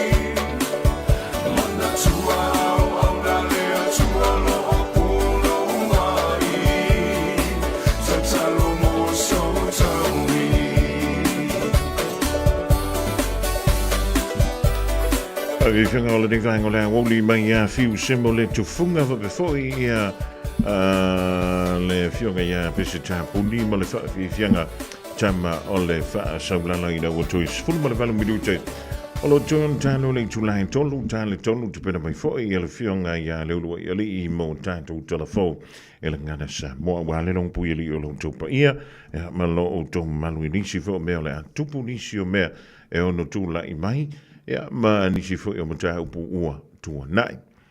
Ai a fo. O le so, o le mutoi tu fantasia ia le afu le camp ale tanto manu Samoa mana tu na mai al tanto ta longa fa ta ia bol ta longa foi le fa va malo male au Scotland le na malanga mai ile na masina butuna yanto le masina o Uline le la wa tu poto ile so ia le tanto au le manu Samoa tono risila ile tampena tu ile le tapsanga o le Pacific Nations Cup lea e tali malo ai ia le tunu o Tonga e fa pe fo i tanto nei New Zealand ile ai o tauranga ona o lo fa nga solo ia nga wenga ile toi fa le o le tanto malai ta alo i Samoa le malai o le Api Park ia ona o le tele o lo longa ia na fa le ngai nai fo ia le malai ta alo i tausanga o tona yatu e visu ia inga o le ta ma e no foma e ma fo ye ile tele o su inga o le ta le wi ia o lo longa sa la va tupu i Samoa ai tasi al pala singo se timo sole ma tutia ai en tai pe yo le me foi le sa tupu nei au kilan le na fa le ngai nai ni se mo tamala ele nganto le fa le na ia o le ma fo le pala si mai o timo esel tu inga swinga le wi ia winga o le tau le ring tau ia o tapedanga la tanto o le tapena tu le vai aso le nei ia ma tu e mala va yeso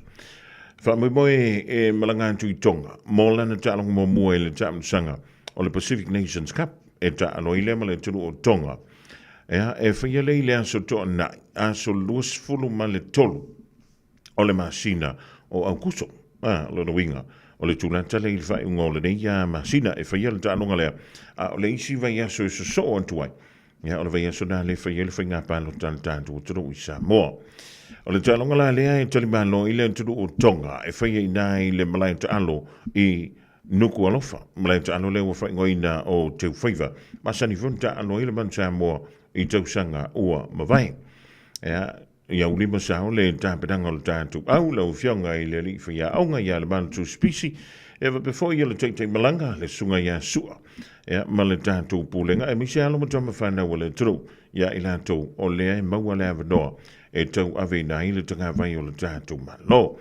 Antonu o le ala valentine. E tupina antu e le tātou wa. Wai mai alo le tālonga le o i Tonga. O na toi malanga mai fo i leo le tātou manu Samoa i nei New Zealand. O na wha ua weila ia leo ana tāpenanga. Mo le tālonga whainga tā. E ala no wha antu e whainga tā. E ono le na malolo i Scotland. E mai mo fo i le tamu whainga le awa fiti. Talu o na mai a ia le tātou sanga o le Super Rugby Pacific. Ia e leo toi wha te me te mea le sa wale awa fiti. Ia ono le tau telefo i lato walo ta alo le au fui le Fijian draw. O le ai fili e tono le au fiti. Ia maa o se avano le lei fui lea. Awa a le le au e ta alo ma le tanto wa. O lono winga. O le a le ilo ai fo. Ia pohani tūlanga e te tauana toi ta pena. Ia ima toi wha le leia. O le ta alonga la mua e whaia i le vāo tātou ma Tonga. Whaia lei o i Tonga. I le asto na ia so lusu ma tolo o le masino o kuso.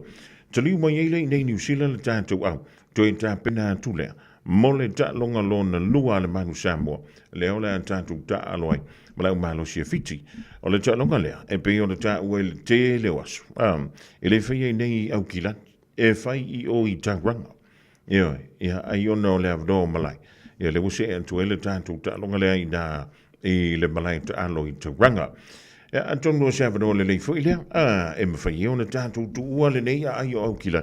Wau teilo, e ni sau tātou. So le mako fefe au e se ma au kila. E iwi ni si tātou i nei au kila ni sau te. Te le no pola te muli na kolosi e tua i lunga le awalala le kai o. E awalala le awala si mālai o ila awala ua mea le kai o. Le Harbour Bridge, ma se i e tangai, ma e sila. So le, e se a volinga fu yo ka ko i nei au kilani sot e se fu ya me si va ngana fa lunga o no shop e anu antu lai lunga o no shop tama fa ye jalu yo no fa kana ja o Devonport o Devonport e ye am tafa ye le do fa nga fu le lo ye le museum ye po le manta angana o va o le fu va tau a New Zealand va ye o lunga le sam Ia, mai te sila mai fo i lai le taati atu. A le taulanga i au kilani. Mai le lai tuva. O le mana iei, ave iei le whana. Pe awa pe fwile le mantoha la le lile asu. ave ye nai fanta fawe tele men ta alo na ye tele ka pak e malua sa vali foi male toi ina po le lo matu e male wafunga inga o le mako ko kene o le aufanga o kanga inga o le meu tanta ile aufanga o toi lunga ina e ka i luka i koru o fea go fa ali le mari mai le e kerengi ala mai o le fa kat o le ke va ia kwa foi le ulo ofi o la e kong le rupingi ava e kong le tasina no fanga e la tala tamai ni e mu ia e kau e halanga mamau ona ele masene alu ye ai fantula utala ai alu te mana vai le ai lunga i o po fafo to fo yo kila e se fu ya foringa au le ko ke kongo ngiusi e woni utanto fa peso le nga ngiusi la ngai le makopi kong e le ia makua io e fa kula ukala e fa to no na o e o tu ye le mana ye fuila e o lo want to say e sei sa vai e sei sa mana vai le e sei ni o langona ma e fa peane le ai di e se fu ya li me o pe se ngat vai ngare fa lunga e va tana fa to le fionga ya mo le pola pio mo le pola tanga te wa leven so fua e tu sa ma le sunga ya mo le pola a paulo a rona e tanga te wa leven so fua le ni o langa le lava e fai mala ua ia au kilani sautene ia e fai am so solan tu yentu e mau e le sia isi pito no New Zealand ia e awani ngalo ye joy ana wa mantana fa ta wanta tu pepa mata mole ta longa na le bansa mo mfiti fai i ta ranga i le so no le masina o se tema wa umana le tanto finga palota i sa mo wa i lo ia po ile finga ma lo le ole antu le mai ia wai foi ni su ia fai pule ole antau va ile fa misinonga e momoli ai pai mala fai mo ko pai ia goze o manasa ile tupe fo ile le mole te mile ile fa la wilo ia na fai le o finga palo ta ai toi fo ile si sai dinga sede e so son ye fo ile ta wo me ia fa misinonga ia wa ile ta ngofi na we si le fie mo tanto ilo a ona fida ia au mai ale pili loi te vanga na la se lo ia fo ile le o fo mai lon te me fa be mai ia le ai la mai le la una ko fa ile menga ka o le pro bono ia por ngal wenga ile se to mo ko afia mo wa sa ka lo ia fa penal ni vinta ia ai fa tano fa tu me fa malo tu pa fa pe o le fa ma to o wona mi sia so no na al masino se tema o te no le masia to le afu o le tu o fiti ile ta longa le ile tu mama ina le anta po ia fiti ai fai aku foi la lauta se lima fai danga lo yeta le tam sanga muli to tono New Zealand le take to fitu man tual tam sanga nai tele an talimalo ile ayo Wellington ea ona me i mai ila ia le me i mai i Waikato ea ola no lai Waikato le na fai ai le to sanga muli na le take to fitu le vai take to fitu le HSBC 7s ea le lana nga i joy fo e nga luwe ila lo yo ale be fa yela utala se uta fa tu i sele mau popo o mo me o ta po inga ale tunu ni fiti e le nga tole mau popo tu tonu o fale matamata o fafo mai o fale matamata ai to ye mo le don fonga e fa ka wo yala ko papa kiu bana tu ta maf e foi mala va nga foi ke fiwa ke fa ya ku ye ale ngar ka vale vale lungo mo ki e fo ringa mai wa o va ya se me me fui la teata na lua le tampo inga le tampo le tudo viti na fa le tonu ole la to e ko ki kilo ko fa maka maksol ko nga wali ina Hamilton ya on sai ai ma tua fa ma wane la ka le na ma la diary ma la telefoni fe avai la ngai ke le appointment aso no na o se tema ta fa o ma le ai ngai lo ko foi mai ai tarang I say Polo, what's up? O sei che ho my brother Kako we on fa di bella So, fa, nga make la mai lau kama manga ya Tari ale ai masi kumbe ile kama Alufua iko kongu kalu waile alufa ile kumbe ai ole mafukanga Ba ilo iko kongu vale alole sasa ua ingo mele nguku ole tawa Musu musu wa kui ai fia ula vale fai mai o yele ai o sipanga Nea nga hema wase ilo wangale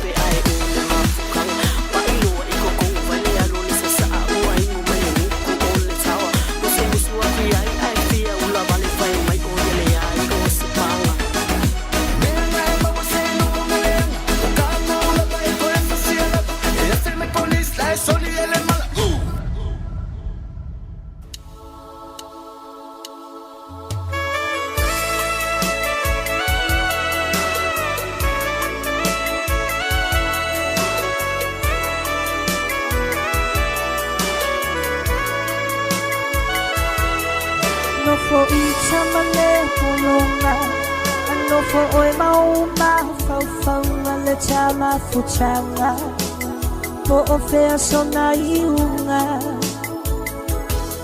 inei chala te avea e fili uo pe o me matani fale anga icha aole nei o chano fo tatani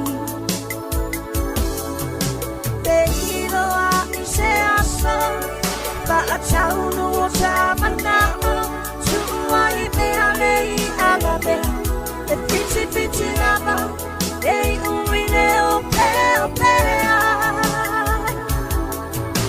te iro a se asa ba a chau no o chamana chua i me alei alabe e fiti lava ei umine o pe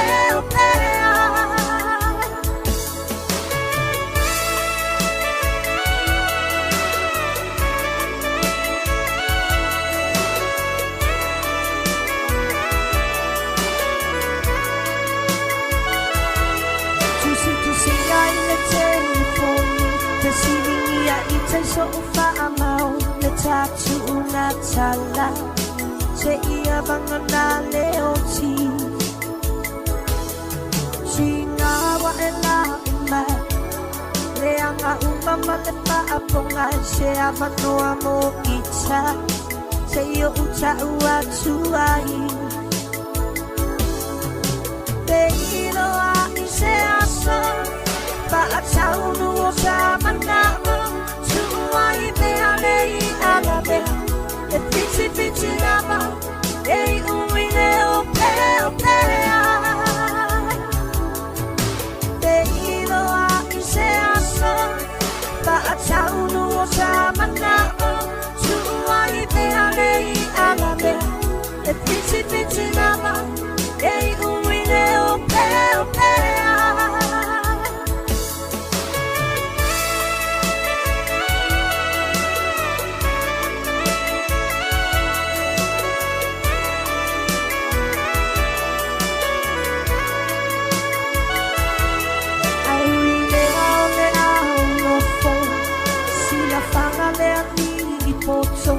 Sono se aso sabia ilo umanao te siringia matani ti sanga po lelaki se ita mai ya ita utano fotatali te ilo a se aso ba a chau no o samanao suai me alei alabe e fiti lava ei umine o pe te iro a se asa ba a chau no o chamana suai me alei alabe e fiti lava ei umine o pe te iro a se asa ba a chau no o chamana suai me alei alabe e fiti lava ei umine o pe te iro a se asa ba a chau no o chamana suai me alei alabe e fiti lava ei umine o pe Mauto Tassimali alla vela di ja Oliver Jalavanti ja Panti Augustino ja Mamanila Julie Chufung Mauto mole Mauto mile di vang ola oli wa tale tot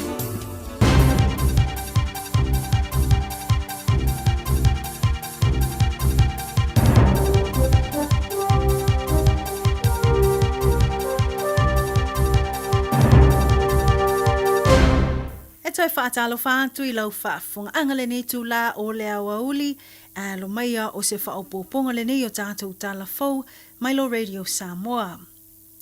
I tala o tamua, e lua se lau marifitu lau pepo le reporti na tu whaatasia e le pule o maliu po le coroner o lo whailo ai taunu unga o ana I loilonga I le maliu o le Leo Shagan Stevens o le na whana e leo leo o no se tasio mata upuna tula I mai le tausanga lua o tasiono ile iloilonga o le pule o maliu ya Michael Robb na ia whaamatala ua vave telele leo po le probation officer ilana fai ungana fai na lai ona ia whana Stevens ua lata tele lona o atu i le ua maliu a o ua ia Stevens se a upenga malosi o se slasher na ia whaalenga i naile ta avalia leo talitonu Michael Robb o se whaalavelave sa le tatau lava o na tupu o se mata upu na mawhai o na alofia ai whaatino i se tūlanga fi le mu ma le saonga le mu.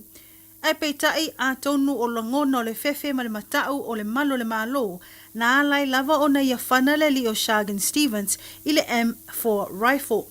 Whamanino mai i le nei reporti tele le toa o leo i le aso ma fesilingi ai le taitainga a le au nanga i le whaatino ai o la tau pito la au. Ta ua o le mea mauti noa o le ave le whaamoa mua le saonga le mua o leo po frontline officers. Ai te tau foi o na manatua le ave o le whaamamafa le saonga le mua o le tangata o lo o la tau whesa ngai i taimi o mata upu ai mai se pea a o i se tūlanga ma ale. Whao popo foi Rob o lona i loa e le avea le maliu o sia tangata ma le sona i mawhauwhawali i leo na iai i lea taimi. Talu ai, a whisilingi atu i la tau e tusai ma vaenga uma na tutupu i le whaalawlawe e whaali atu o la tau langona le fia. Ono le la tau manatu e sa o lava o i la tau ma la tau ngai o inga na whai. Whamawina reporti o Michael Robb ua tolu i ai pule o maliu ua i loiloina le nei mata upu. Ma ua watu nei i le Independent Police Conduct Authority ma le matanga luenga o leo tau nuunga o ana i loilonga molo la tau whai unga whai. I le talaanga o leo ua maliu o Stevens e tausu 5 tausanga o se li Maori ma o se tasi e tele ana soli ngatu la fono ai e le o se tangata e whaatupu vevesi. Whamawine i loilonga o lea li i sa tatala i tua i aia inga ma o whapena o na whai ai se awala whanei o na pō e mata i tu ai Stevens i Rotorua. Pea ama le ono vai aso mata i tu e le iwa aia lava o solia e Stevens aia inga o lona tatala ai i tua. Ai peita i e fōlinga mai e le i lava le nei whamaumaunga i leo. Ai anga i e whaatino o lātou sa ili linga po le police bail check. Whamatala, e ui o lo lātou i loi tu o lo iai sia li, e whaasolo lava o lātou wasinga. Mai tā ue fitu se fulu le lei taimi na oa e ai leo le whale o Stevens i to tono le tolsu valu aso, a o le i o le aso na maliu ai o ia. Tā ue reporti e tele o na whaalave, ma tatui e leo lona whaituto ai le levo le pō. Whailo le pule o maliu, o lea lava na usita ia e Stevens ai inga umo le tatalai o ia i tua. Ai peitai, o ia ngai o inga na ala i lava o na whaatupu ita ma le fia ile li i leo. Whaopopo Rob pese i na whai ma ta alonga ia leo sia tangata. O lea lava na oso ai loa ma le ita o te leo Stevens ma whaaleanga i loa le ta amvale leo. Mai ua i lava o na tūlai mai ai le whaalave. Ta ue Rob o lona i loa i leo sa awai i le mata upu e leo ni tangata e iei malama anga le e whaafile muai se whaafita oli. Matao fi ai le ono tūlai mai o se mata upu. Se manu e le whano le ola o lea li a soifua mai pea. Ua whamaonia mai nei le maliwai o se tangata i le tai ao ana leila ina ua mu se whale i Tauranaki. Whamawina le anga iato leo i se tasio no whanga i Derby Street, Eltham. 5 kilomita i saute o New Plymouth, po le lata leo le itulai 5 i le vaveao nei.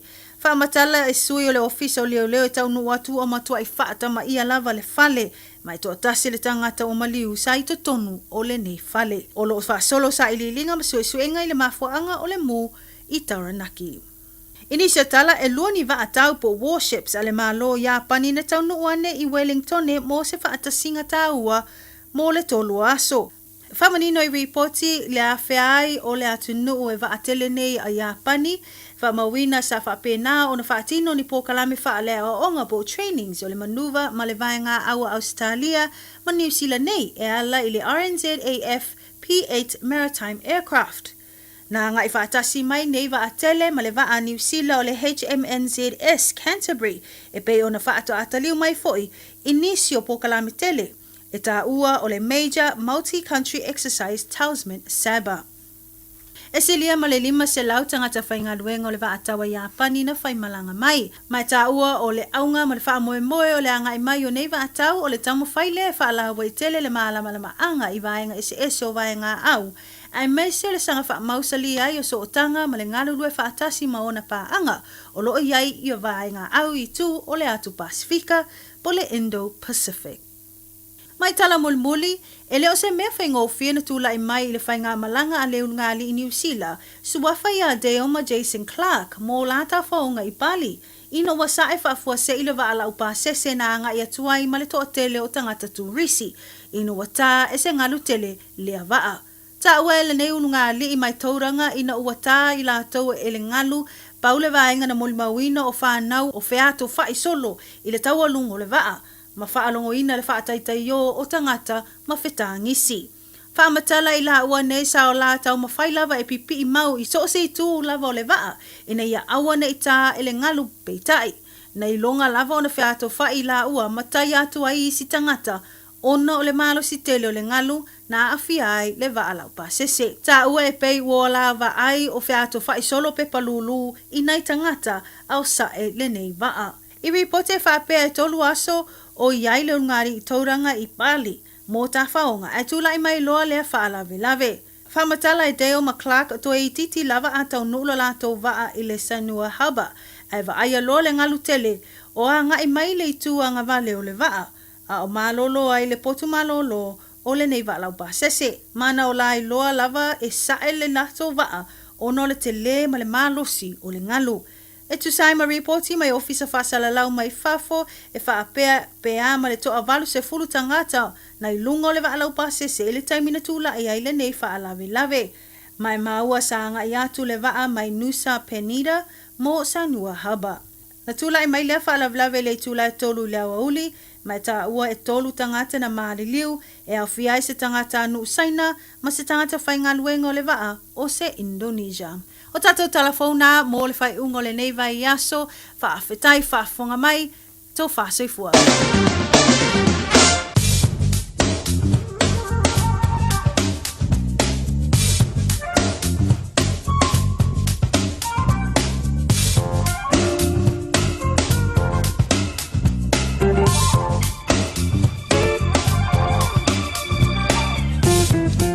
E mōna mo le amtarangang whaaptai le whionga ia le unua ieli Aisha hu chola vaenga o telefon. Mo tātou tala mo le nei aso whareile. Michelle tōlu ngai ngā ruenga i le nei vai aso le antoi fōi mai. I le aso mafu o le vai aso fōu. E whaaptala whantu ma whaamalo atu i mātua langa te leo le whanau onga lau tu a onga o le nei aso whareile ma le nei vai aso malo tamiti. O me o tu a mai lea onga le nei aso.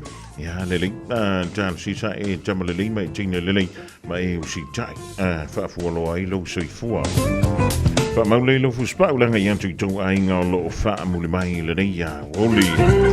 O le wangere i le tātou tala o le tau. I langa i antu le poana nei ma le whaiunga o le newa i aso mo au kilani o le poana nei. O le awa pele o nangi maluma i iso vili mani tu i saute i sisifo e ono to ulu vavasalo i wanga i langa i antu le poana nei mo au kilani. O le manulu i le poana nei e iwa tikaria ngoto le la e le choice furufitu mine utele i tu la e ono i le fiafi nei. O le vengamala soa tea mo au kilani e ono to ulu vavasalo i wanga kilia mai taimi le fiafi sa vili bali tu i saute i sisifo e malosi le angi mai nisi o taimi. O le vengamala sa ma tele ina langi le le tau pitai e ono iai ni wanga e ono to ulu wane i taimi o le awoli. So vili angi mai le tu i saute le sa e malosi le angi mai taimi o le awoli a toa i male angi atu i le fiafi. Ma le vainga mo le asunga fu o le vei sa fau o le a langi le le tau nisi no whanga me tai o le a awawa i le tele o pitonu o New Zealand. Ma so vili angi mai le angi le tu i saute i sa sae. Toi whantala whantua i le divainga o le aso i a inga o me masani sa mo le vainga nei le tātou tala o le tangu leanga i atu le poana nei ma le whaiunga o le riva yaso. O leanga i atu le poana nei mo sa mofa mai e ono iai ia timunga ma mawha ai pu e wha pemrei wila ma whai tili ono iai a tumunga. O le venga wala so tai ea mo sa mo le amantele ina le lei winga o le tau se i vangana i nei timu le samala sunga fua o le anta uluwa masaloi foi ia nei timu. O lana winga i sta over of the timu le pe ona ta wa mai le lo tato tonu i Samoa. Tala na o le tau mo au kilani ma Samoa. 24 hours a day, 7 days a week, Radio Samoa streaming live on www.radiosamoa.co.nz.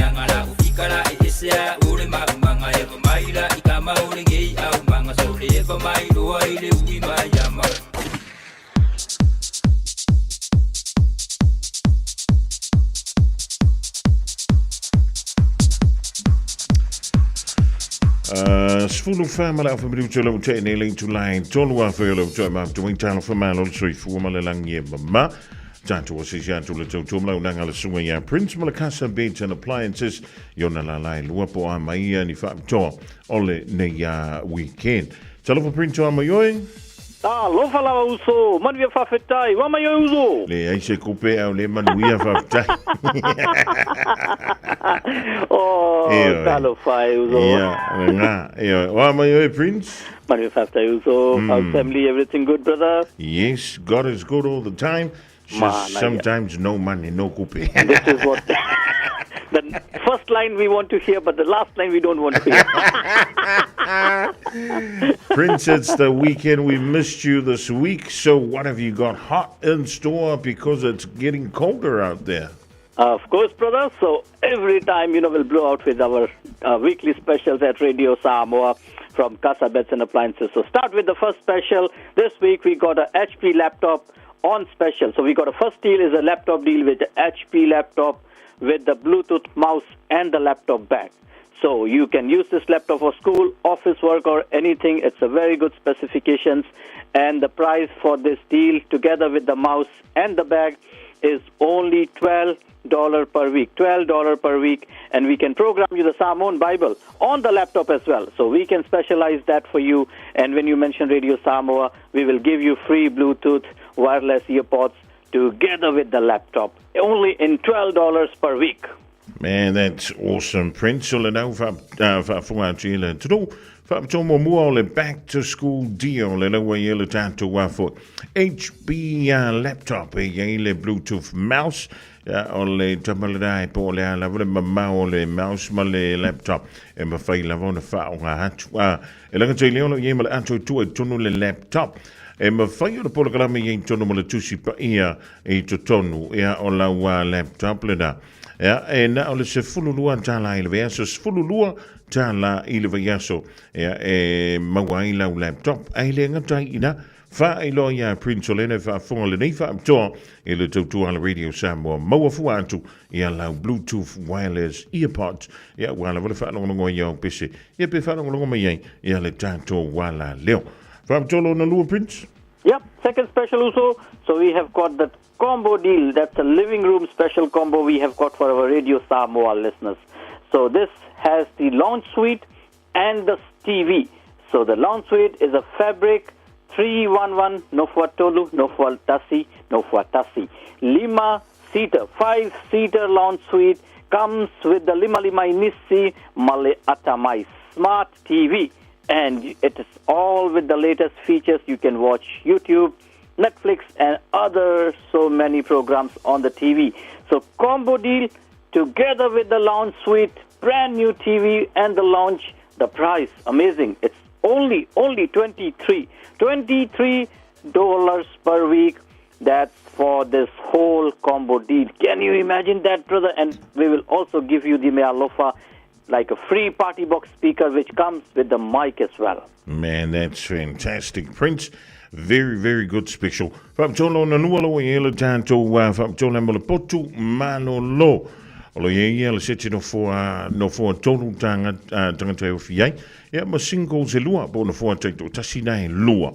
E makua matango fiai lo potu mano lo e se foi. Ia lanua tātou no fua na. E langa teilea, e aluan tui malmol le TV lima inisi lona lau tele. O le matua talwhenga ia lau tele o le TV le mo lo potu mano lo. O le Smart TV e lima inisi le lau tele e ola i le YouTube, Netflix, ia ma le Facebook o le YouTube, ma so sko e ngā mea la vai lunga o penga ta wha i langi. Na o le lus fulu tolu tala i le viaso, ia lona pingmeni lua tolu tala i le viaso, e maua i la wa whaapitona o le seti no forma le TV, ai eifa malisi whaapoponga. Fa ilo yena e whaafonga le Radio Samoa, mau fu atu lau party box speaker, e anu wantu ai mala mic, bese leo tele ai oe, ai tāpuni puni uma whaamalama, ne te ua whaate i ai tautua. Oi whaapitolo tolu Prince? Third special for this week also, that's the whiteware deal we have. So we have got a fridge and a washing machine. So amazing specials. It's a LG 420 liter fridge freezer with the water dispenser. So it's a LG brand and Samsung top loader 12 kilo top loader washing machine, and you can get any of these products only for $19 per week. Sifulu Iwatala Wayaso, and don't forget your mea alofa when you mention the magic word Radio Samoa. That's right, Prince. Lele yo le whaapitolo tonu o le wheel tanto whiteware special po le whiteware deal mai le company le o le Samsung.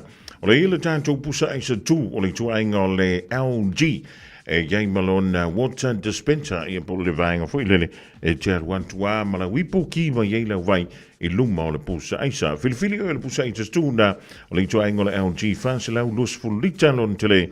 Ia po le masini tala valava leo le top loader e susu e lunga le tapuni se fululua kilo ia le mamafo le tanga mea mwheo le tu i top lono winga na le pawanga le mafa e le whape koru prankiki ma lepe le masini. Filifili o ifi ai olona e lua ai vai na o le se fulu iwa tala I le oloa e tasi lona pe meni dai le vesu po le pusa isa tu o le tuainga le LG po le masini tala valava o le Samsung top loader se fulu iwa tala I le oloa nai tasi filifili ai oe maulau me alofa pea whai loi e nei whafonga le radio Samoa le dafa to last but not the least special Prince. Of course, brother. So this is the bedroom suite we have got. So it's a full bedroom suite we have got for our Radio Samoa listeners. So it's a queen size bed with the mattress, queen size bed, 2 bedsides, dressing table and the mirror. So that's a 5-piece bedroom set only for $26 per week. And when you mention Radio Samoa, we will also give you free mattress, and that's only for the first 5 customers for this week who come and buy this bedroom suite for $26 per week, and we will give you Mea Lofa, a free mattress together with this whole bedroom suite. So it's a very, very amazing deal we have here, and you're getting a brand new bedroom suite together with the whole set and the mattress as Mea Alofa from Casa Pets and Appliances. That's fantastic news, Prince. How can the people get a hold of you, and where can they come and meet you in person? Of course, brother. So in Otahuhu, our address is Fafikufa, Great South Road, Otahuhu, which is near the KFC Kentucky, and you can just walk to us. And in Henderson, it's 379 Great North Road, Henderson, which is across to the BNZ Bank, and heaps of parking at the back of the store. Opening timing is Monday to Friday, 9 to 5:30 we open, and on Saturday we open from 10 to 4 p.m.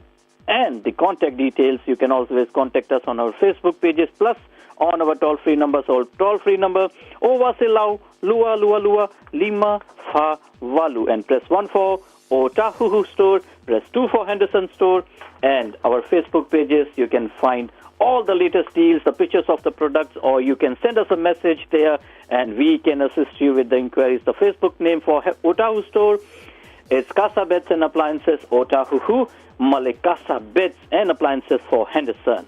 That's right, Prince. Always a pleasure having you on the program. Have a lovely weekend. Keep warm, and I'll wrap it up for you in Samoan.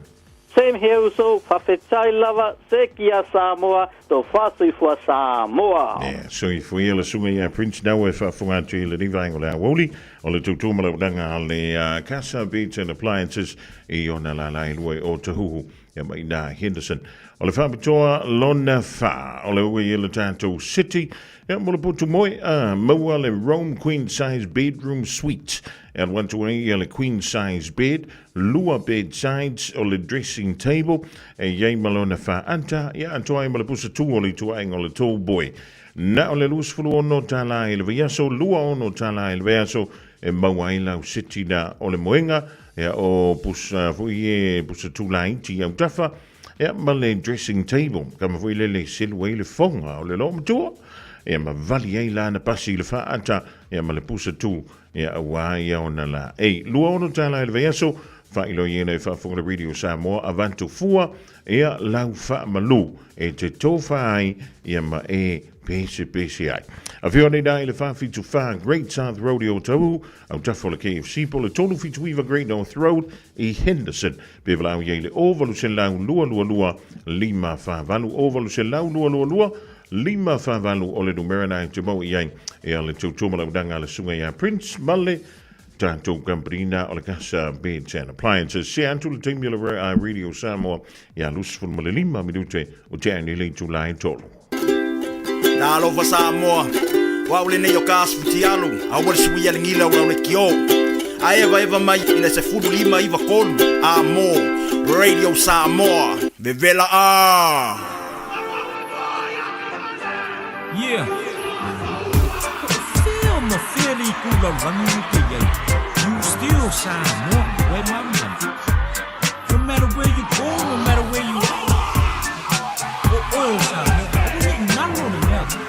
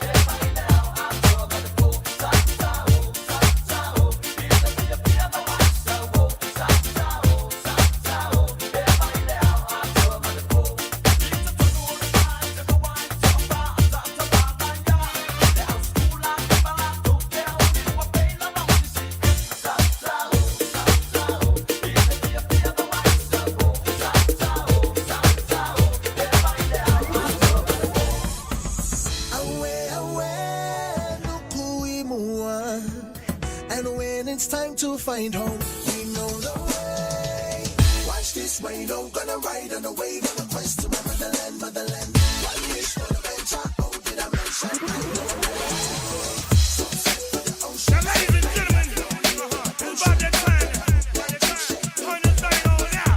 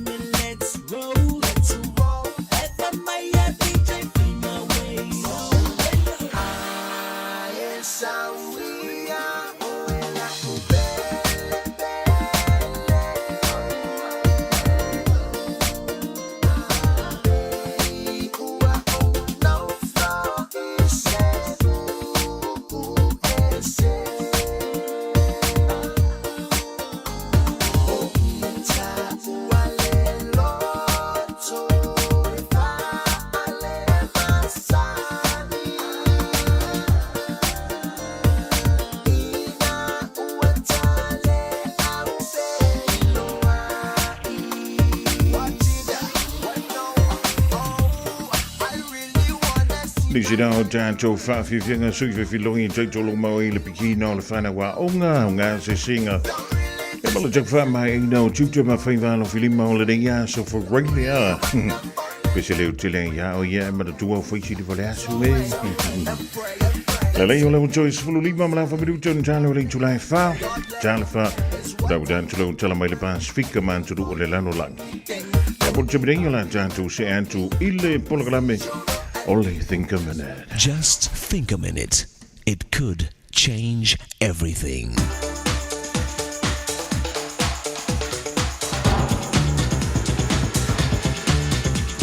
Think a minute. How early in life did you learn that you don't always get what you want? Unfair bad breaks happen to all of us. But when you learn how to use them, they can actually make you stronger and wiser as you move on to a life of real success and satisfaction. Here are some ways to help bounce back from disappointment. Number 1, stay physically active. Take a 30-minute walk or run, swim, bike, or play a sport you enjoy. Second, after your bad break, take a break. Be nice to yourself. Relax by doing what you most enjoy, whether it's listening to music or entertainment, shopping, your favorite hobby, or take a short holiday. Third, laugh. Laughing releases endorphins, which are our body's natural painkillers. A 4-year-old child laughs about 300 times a day. Spend time with fun people you enjoy. No doubt your friends have suffered setbacks too, so learn from them, or at least laugh together at your mistakes.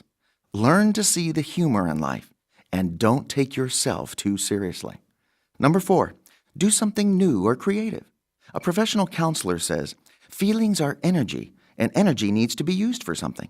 So use your energy to be creative. Sing. Play a musical instrument, plant a garden, do some kind of art or handcrafts, or learn to do something new. This can give you a fresh perspective, motivation, and confidence to move on with your life. Fifth, help others. The fact that we receive more happiness from making others happy is a law of life. No matter how down you feel, there's always someone who needs help. Be part of something larger than yourself. When you get wrapped up in yourself, you become a small package. Number 6, keep a clear perspective. Don't forget your strengths and past accomplishments. See each disappointment as just a single event, not a link in a long chain of failures. Don't let that one disappointment color your view of your whole life. 7, look for the lesson to learn, so you don't repeat the same mistake, and then can know better how to succeed. Finally, know that God is on your side, if you trust Him and live His way. Only He can make your disappointments and losses work together for your life's true and lasting success. Just think a minute. If you'd like to freeze...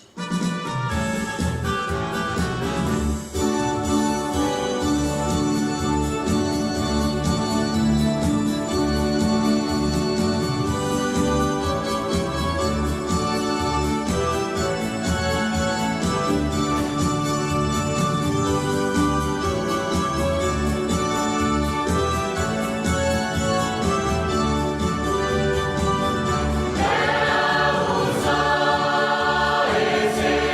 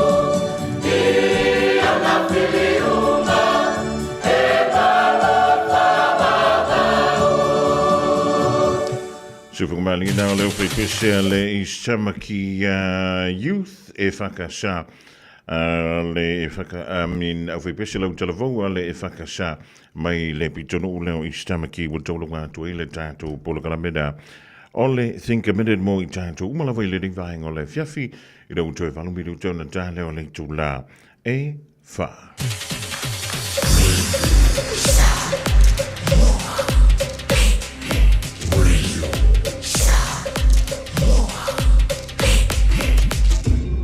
Moi tu amo.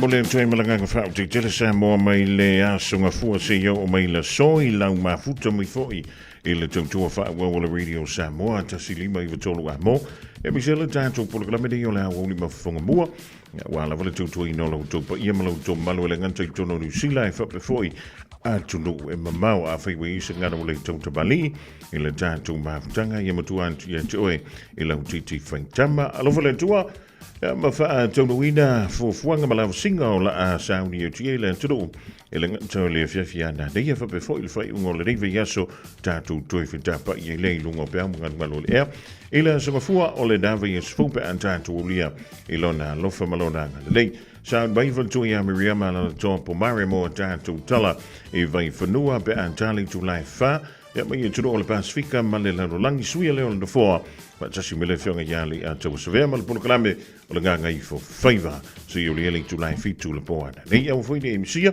ya por klame o fa ngoina o e mal tu la fondo ma tasi mele to fa ya tu morva o siki a shu sunga le li santini wala vai le fa manatu mo i tatu uma tu la fondo e malu pui ai lo saunga le mu tu tonu o lo mauta malo lawa tonu o lau ta vale ya e mi sei femalanga inga i lunga o tātu wala tele manatua o tu atele ale au tau fa se male au tau fa valea ya male au ngā oi o fa tino ala tu whinga i le au te io e o le nganta i le po ya au feo wa i solo le au ngā oi i le au io e ya e mantala o te matamohi e ala ngi lunga o ngawa si e ma se po o ko fa le lau ko fa ma da tua fala au le nei weekend alo fantu soifo tolo impatau tu male peli sulla mai volino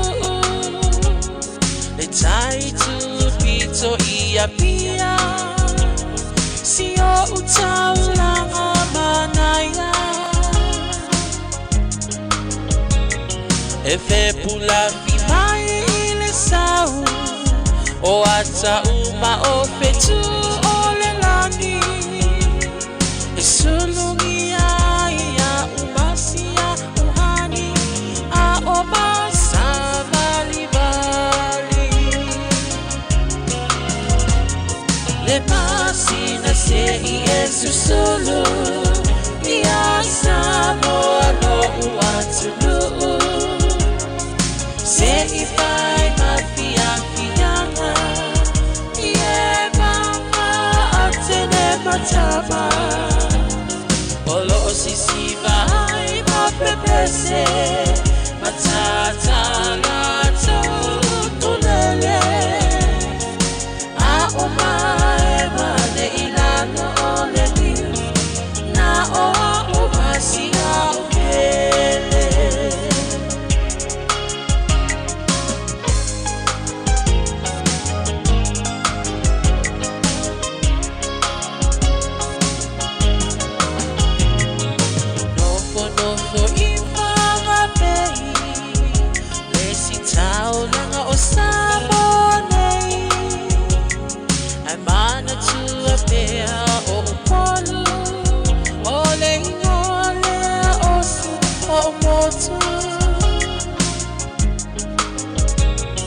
ele mafai nanga ona ngalo le tape mali o vai singano